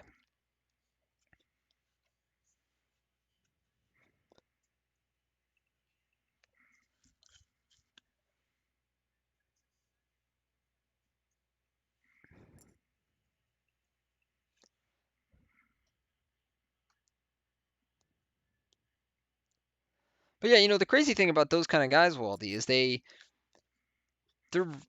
really good marketers. They're good at what they do. They're good at customer acquisition. They're good at doing targeted marketing. They're good at identifying, where are we going to get conversion on our certain kind of customers.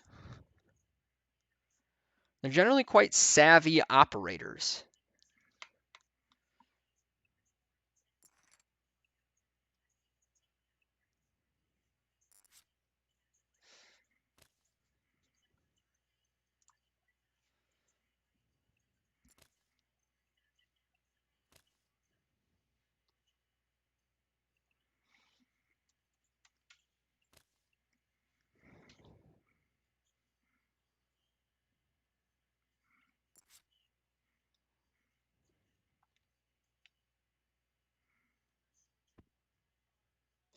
I feel like this whole series is just going to be an awesome, awesome games the whole way through.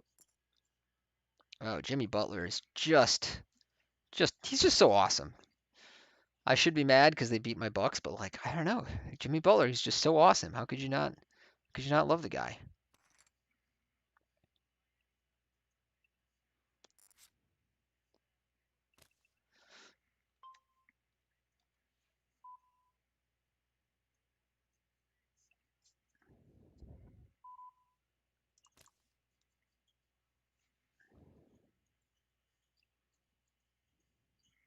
Whoa.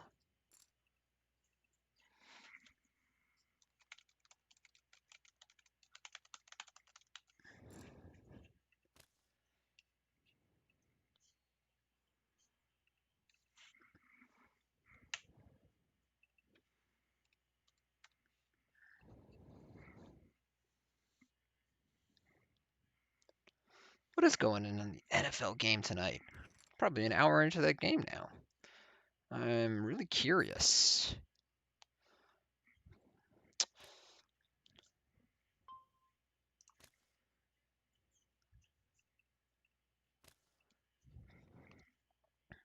Browns 14, Bengals 3. Wow. But Burrow throwing an efficient game so far. Oh, he just threw a big deep pass to CJ Uzama. Okay, make that 14-10. Now Joe Burrow is 12 for 15, 109 with a touchdown.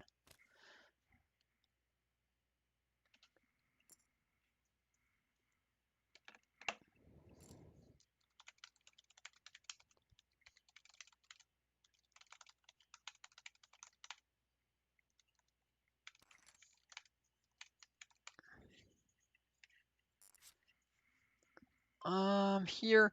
So when we were kind of one of the shorter stacks in oh, that's right, we're not progressive bounty anymore. That's something I can get myself out of that mode of thinking.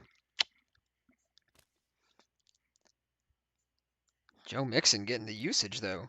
6 carries, 4 receptions. Well, now it looks like it could be a pretty good game, doesn't it? Maybe I'll turn that on later.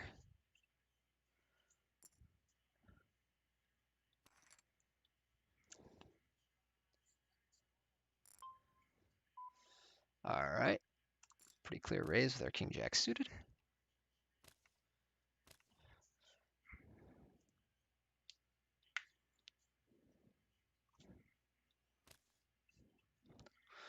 Hopefully nobody piles money on us.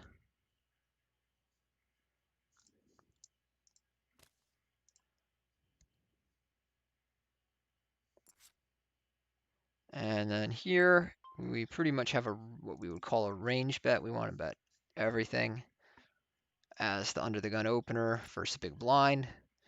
It's not a great flop for us because this 9-8 is going to connect with a decent amount of the hands that, call out of the big blind. He's going to have a pair, a straight draw, good chunk of the time, but it is overall a board where we have a strong enough range advantage that we just want to bet for the small size, probably 100%. It wouldn't shock me if we do a little bit of big betting there because the 9 and the 8, like I said, are going to connect enough to give him second pairs and straight combos that we want to tax to see a turn. But if we just want to simplify our strategy, you could just kind of bet like third pot there 100% of the time.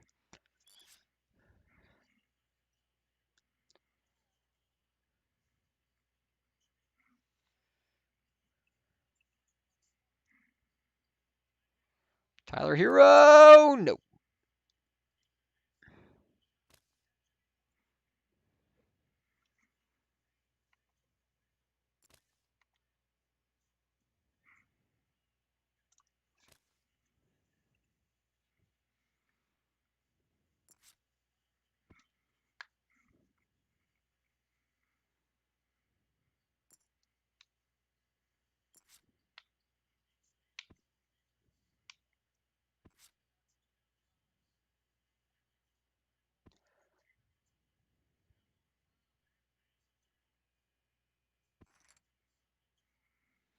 Two-point game, 6 minutes left in the fourth.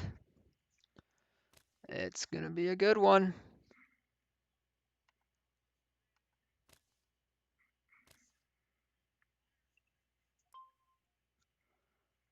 Here we can just fold.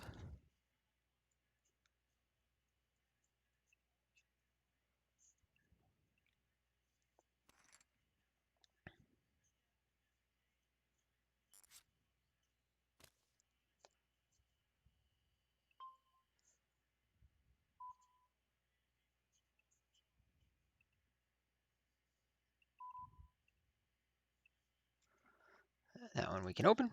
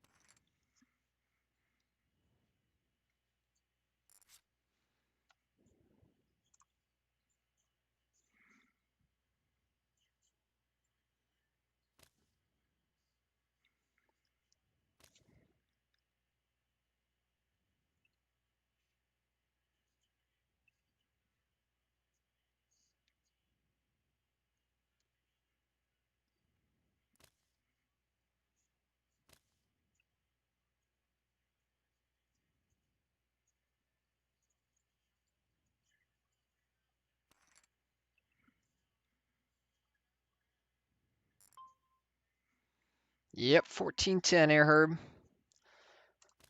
Got ourselves a ball game. How do the two quarterbacks look? I mean, their stat lines look pretty nice right now.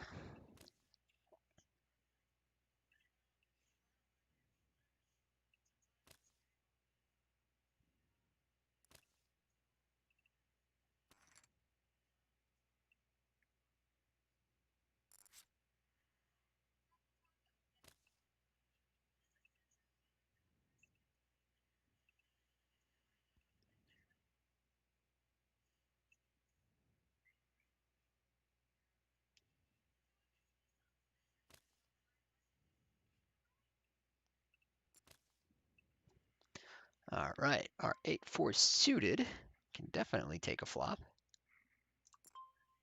And we flop middle pair.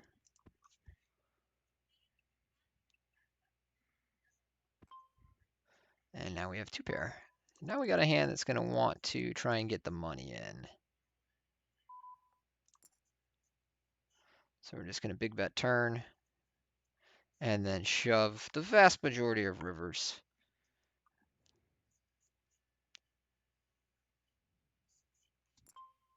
That's a great one to shove. Wish I had bet, half a blind bigger on the turn to make it more of a pot size shove, but it basically is that. And, with there being so many misdraws out there, I expect I could call a fair bit. Yeah. What the hell? You called me with king high? Whoa. What? He snap called me with king high. He's like, you've got 9-10. Did he have a club too? I think he had a club.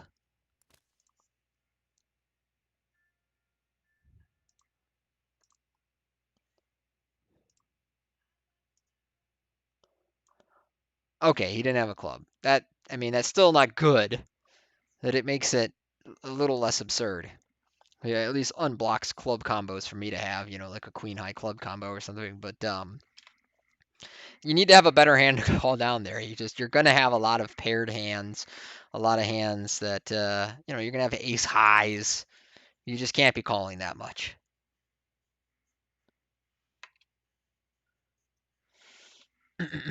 What's up, Mountain Man? How you doing?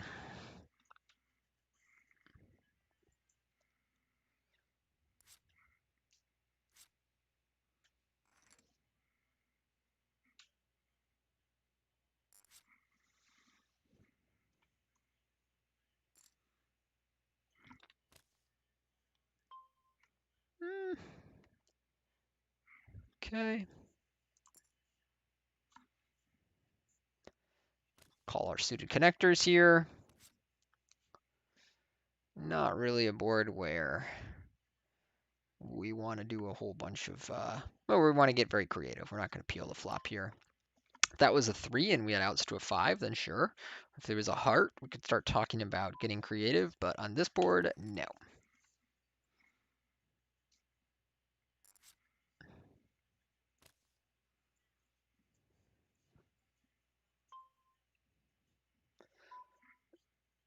Okay.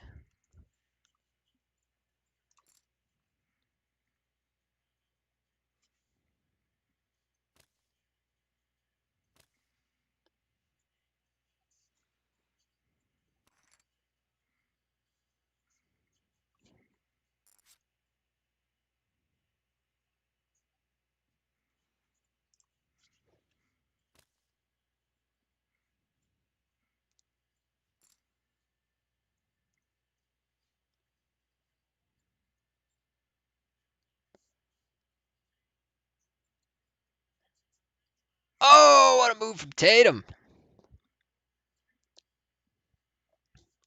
Slams it down in Jay Crowder's face.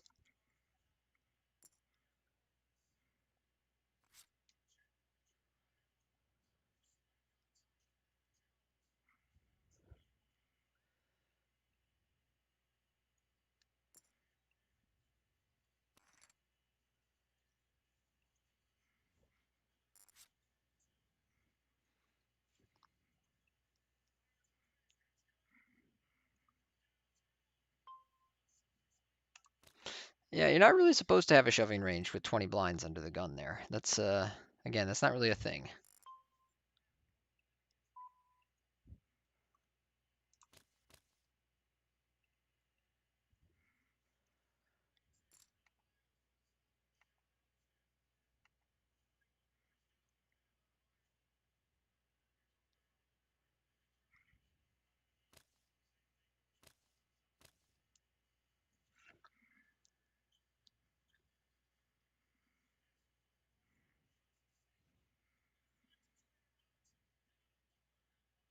Oh, man, 1-point game.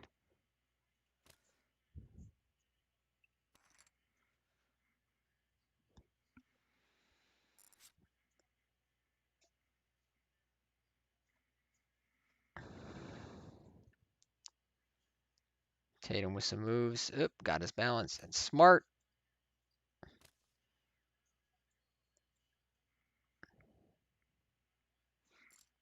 All right, versus Katie, we're pretty much entirely calling here. And then, yeah, again, this is a flop where if I had a diamond in my hand, I think we would have a good combo to check raise as a bluff. But without one, I think that we should probably just give up.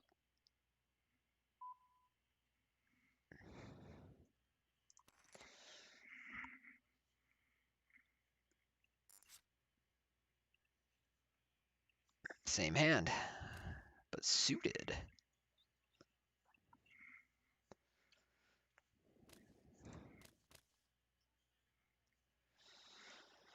Now here's where we're starting to get into the territory where we might just rip it in pre. It's a lot of these like queen jack suited, queen 10 suiteds that jam around this stack size. It feels like a little much, but we're using, and especially with the flat, now it's a pretty easy squeeze jam. And we saw this guy jam 20 bigs under the gun, so if he had a good hand to get it in with pre, we can be pretty confident that he would have gone for it. And then, without knowing too much about Katie's play, my guess is she's going to be on the cautious side of calling off her stack for like 35 blinds.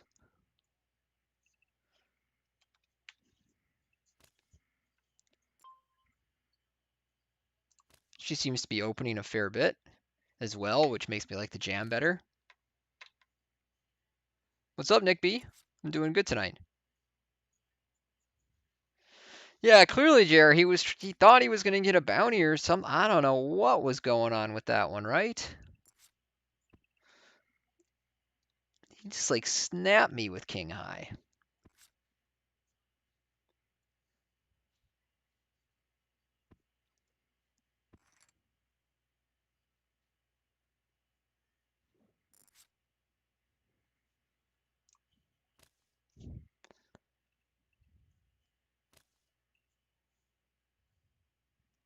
Hmm.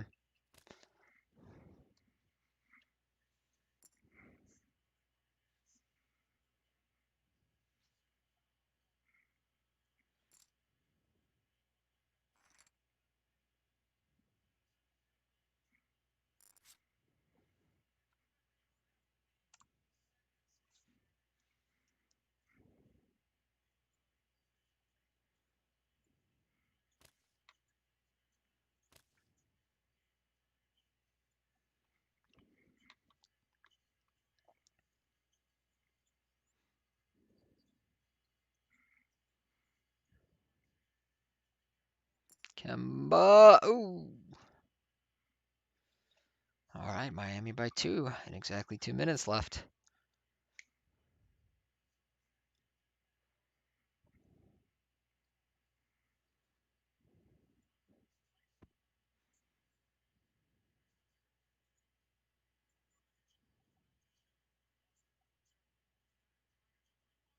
Oh, Dragic! What a huge shot! With time running out.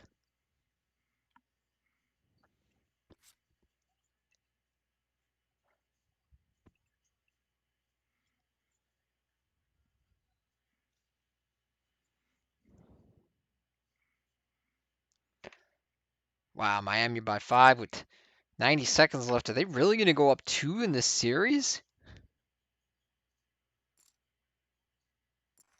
In your face, Daniel Tice.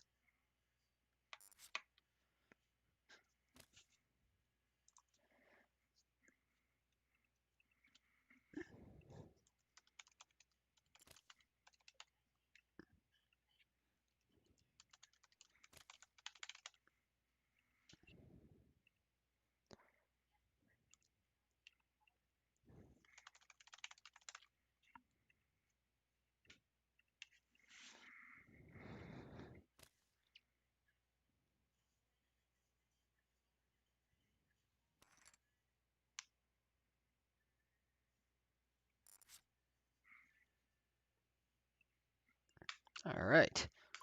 Da, da, da.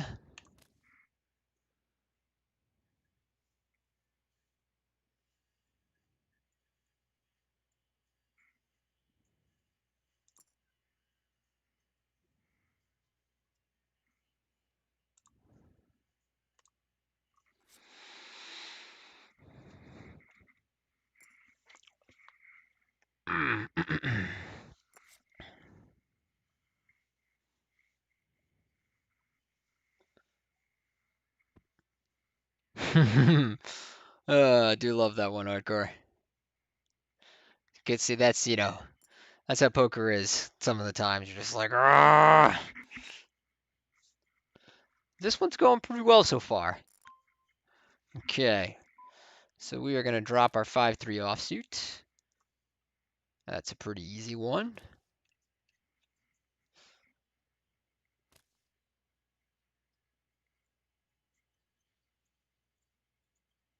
Oh wow, Jimmy Butler is everywhere. Oh my goodness, Miami's up 7 with 90 seconds. Jimmy Butler is such a gangster. He almost did it to them again. He's made a jump on that pass. Oh, Jaylen Brown, though, hits him with a 4-point game.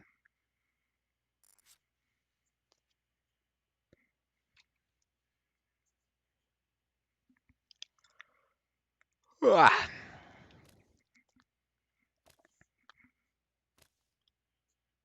Jaylen Brown has 10 points in the fourth quarter. Okay, here with the Jack 6, we can fold. Dragic making moves and gets it.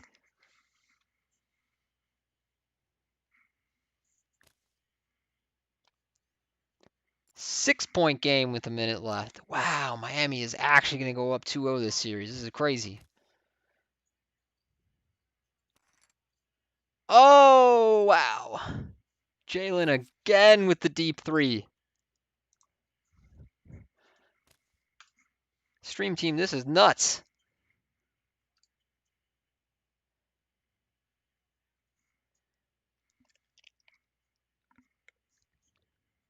And now Miami really trying to run down the clock before they do much anything. Jay Crowder gets a clean look. Oh, in and out. But Bam Adebayo there on the rebound.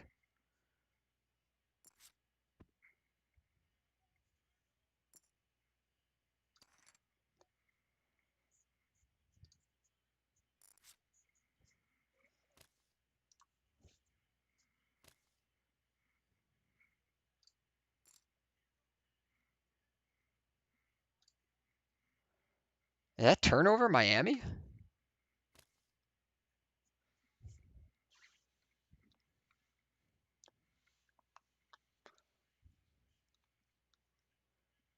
Kemba gives him a look. Daniel Tice clean.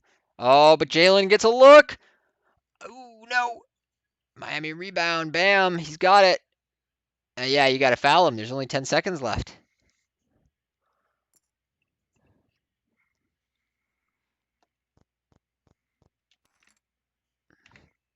What's up, Mini Aussie? Our runner. Hello, hello. Good to see you guys tonight.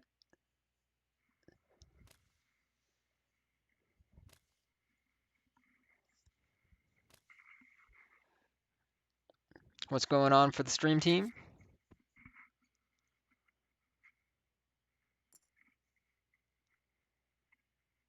Whoo boy. Every game in the Eastern Conference Finals has been just dynamite so far, but Miami going up 2-0. I don't think many people saw that coming. Not sure what the series odds were going into this, but I had to think that Boston was maybe a I don't know 2-1 favorite. Does that sound right? Anybody know what the odds going into the series were?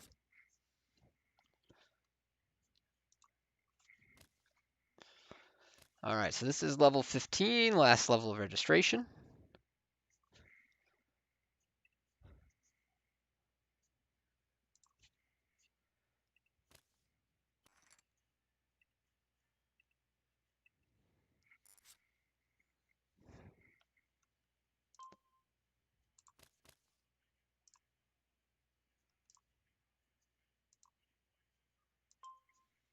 All right. So here we kind of want to size up a bit because we don't want the big blind getting a cheap look on a short stack.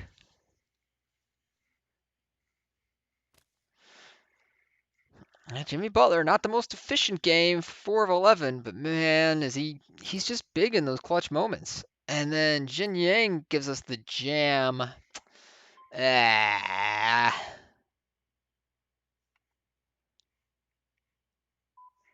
Yeah, we have to call it. I don't like it.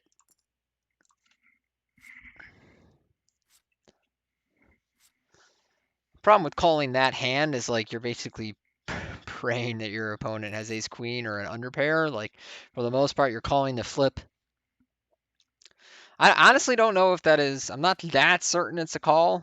I'm pretty sure that it's a call, but like it's close in those spots.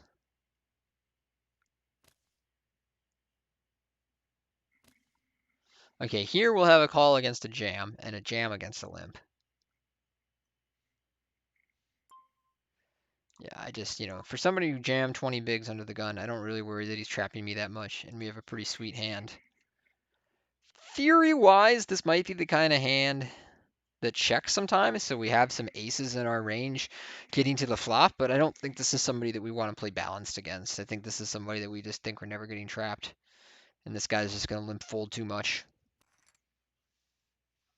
But yeah, if I was playing against like really high level regs, like ace three through ace six suited are going to be some of the hands that I would just check there. So to keep some aces in our range. Otherwise, what ends up happening is you go to a flop, and anytime an ace hits, your opponent is confident that you don't have one because you jam all of your aces pre-flop. So you become a little bit unbalanced post-flop in that way. So you're still going to jam all of your offsuit aces. They don't play very well post-flop, and you're going to raise a bunch of your stronger aces intending to call, stronger suited aces intending to call.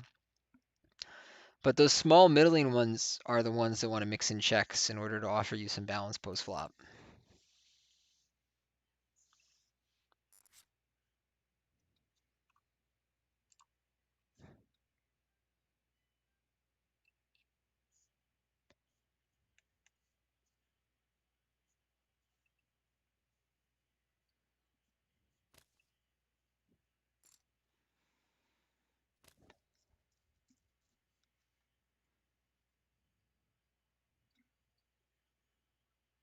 Miami's got the ball and 5 points, and that is it.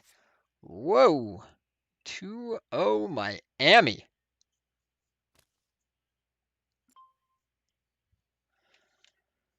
This strikes me as the kind of hand where a little bit of the time we can 3-bet bluff. 5% seems like a good amount.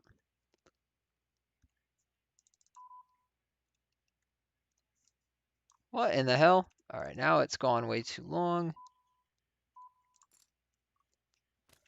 Yeah, I don't like when there's timing tells like that. Now I worry I'm just going to get crushed. It makes it look like you had kind of a marginal one and you're deciding on it or randomizing or something like that. So he calls and we end up getting a really good flop. So we're just going to bet and get the money in. If he jams, he probably has hearts or like aces. Sometimes he has ace jack suited.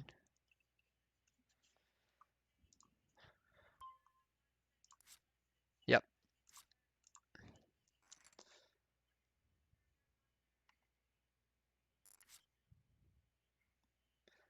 I think my 3-bet there is actually one position ambitious, but Dodd's a reg. And then here we have a pretty clear jam.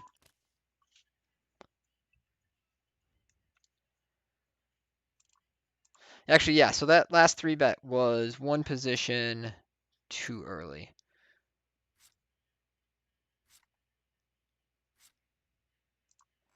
And yeah, we will re-enter.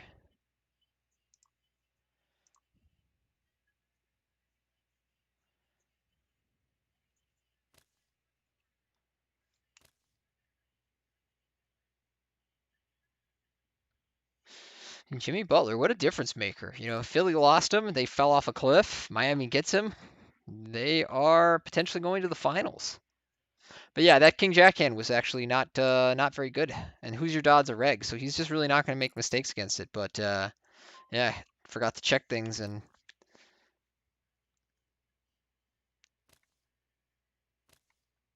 we just really, we do a little bit of 3-bet bluffing with that hand around those stack sizes, but that's actually not the one we use. We want to have an ace in our hand. Oh well, mistakes happen. Been a little bit sloppy tonight.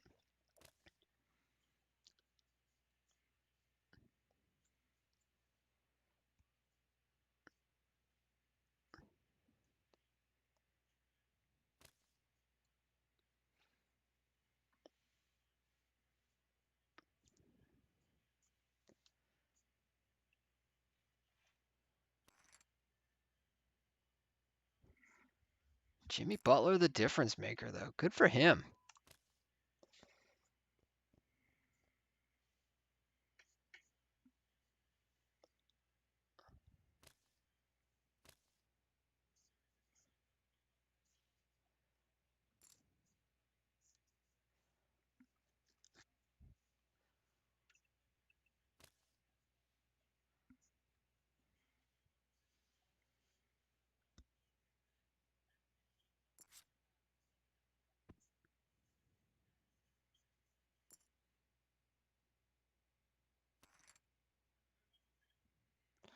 All right. I don't think that I got NFL Network on here, but just in case. It's a baseball game, who cares?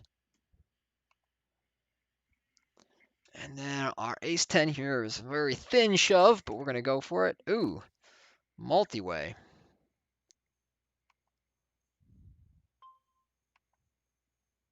Now we're just going to call. Now I think we need a slightly better hand to get it in there. Jin Yang is going to have a strong range. We got golf. I would rather bet this hand if we had a club. That would give us better ability to double barrel with confidence. Without one, I think I would rather just check and try and get to river. And now we can do a little bit of bluffing, but no, not 57%. So we are just going to check.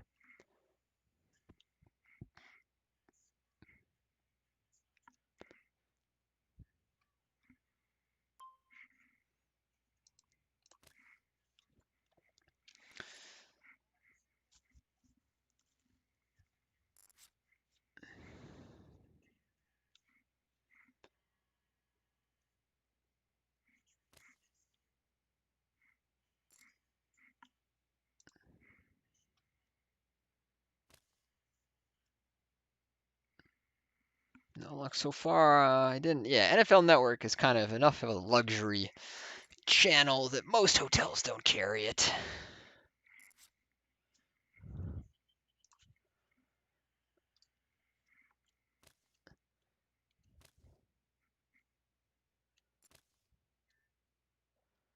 Scrolling, scrolling.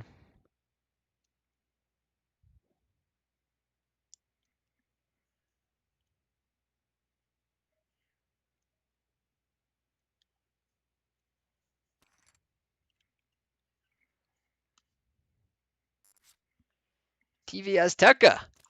World Poker Tour is actually on TV Azteca in Mexico. So we have the Latin American version of World Poker Tour with Spanish-speaking commentators, including Lynn's husband, Angel.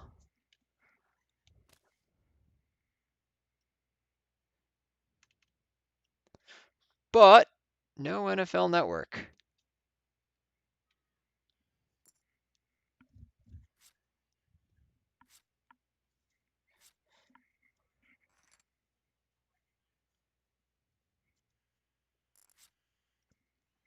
Okay, so this Queen Jack here for 9 blinds can rip it in. Fingers crossed.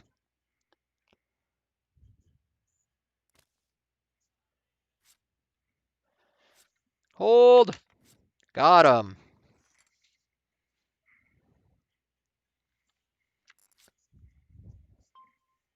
Okay, this ace-9 is a mid-raise.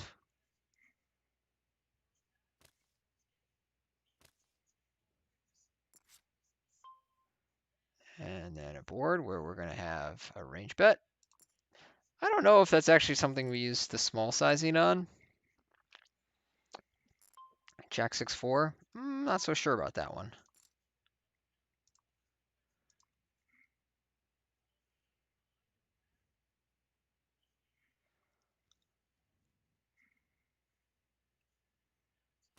What happened, Mountain Man? They get you on the river?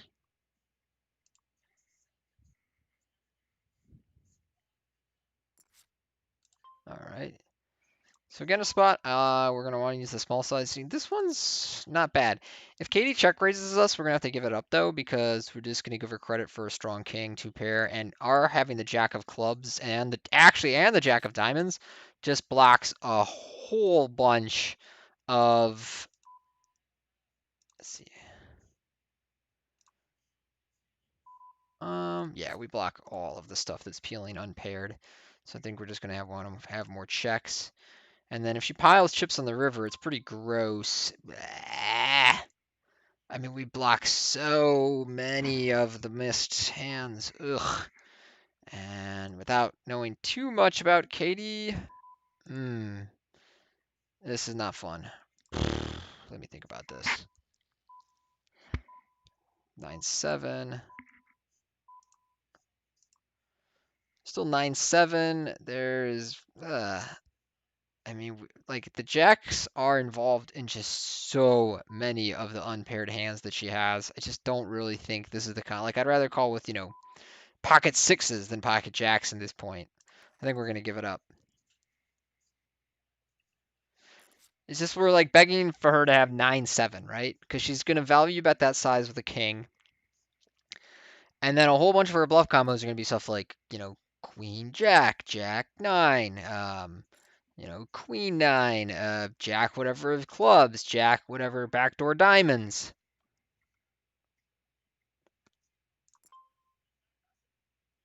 Okay, so it's a pretty sweet flop for our hand. This is one where we just check raise, get it in. Actually, we should have a leading range there.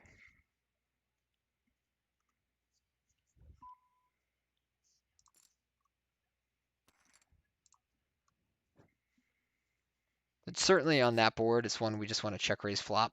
And if he jams on us, then, so be it. And then here, I'm almost certain that's going to be a jam. Yeah.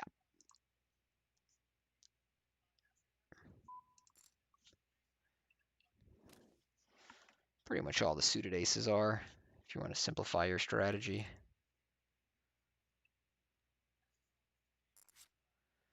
Now ace queen around 30-ish. Again, we're going to be often jamming.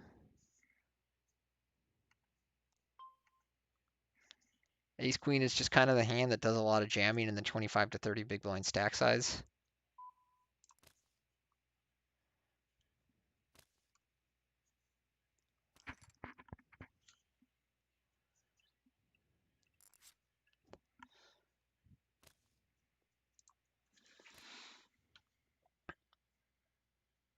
Mountain Man, are you fast playing or slow playing your two pairs?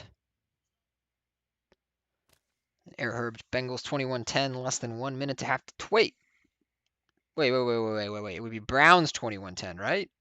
Because the Bengals were the only ones that had 10 before. Yeah, Browns 21-10. Baker Mayfield 11 of 14, 167, 2 touchdowns. Odell Beckham tearing it up. I mean, both these quarterbacks are pitching good games. Looking at the stats here.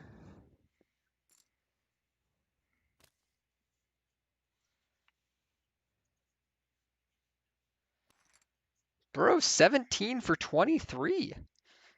155 and a half. That's a really good half of football. Let's dive into the stats a little bit here. And he's spreading the ball around. Look at this. This is insane. How many different guys have caught a pass? 8 different players have caught a pass for the Bengals.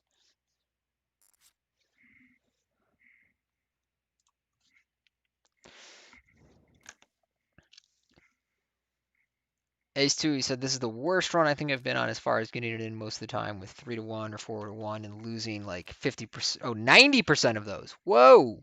That's pretty nuts, bro.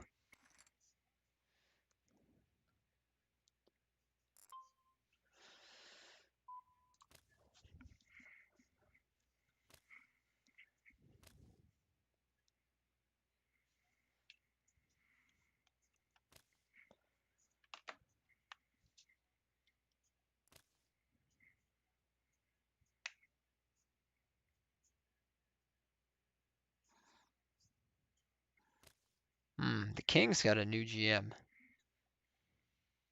Yeah, it was time. Vlade was not cutting it. You got to fire the guy who doesn't draft Luka Doncic. That you take Marvin. Look, I can kind of understand what Phoenix was doing, even though that was still a botch.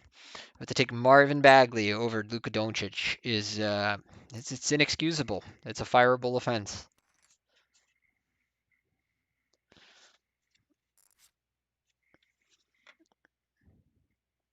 Ace 210 says, now that football is back, I am really close to just taking some time off to decompress. I get it.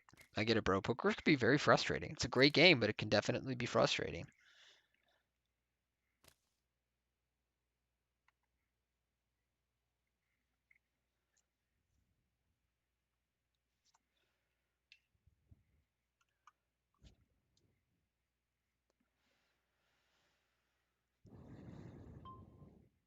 All right, our ace 4 is going to be a call. Not a bad flop.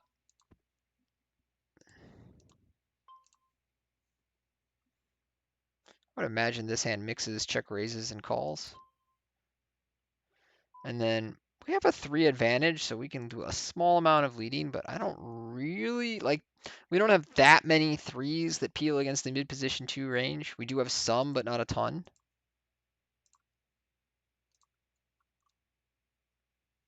So like if the 5 had paired,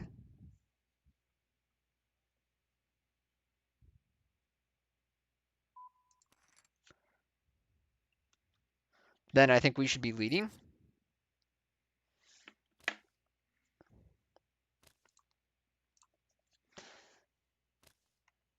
All right, small blind versus cutoff. Versus button, it's definitely in jam. Versus cutoff, ace 6 seems close, but versus button, we got a pretty easy one. I don't know what that 2.8 is. Yeah, I'm not going to try and read into that too much. Normally when people size up, it means they're a little bit stronger, but I have no read on this player, and so as a, yeah, okay.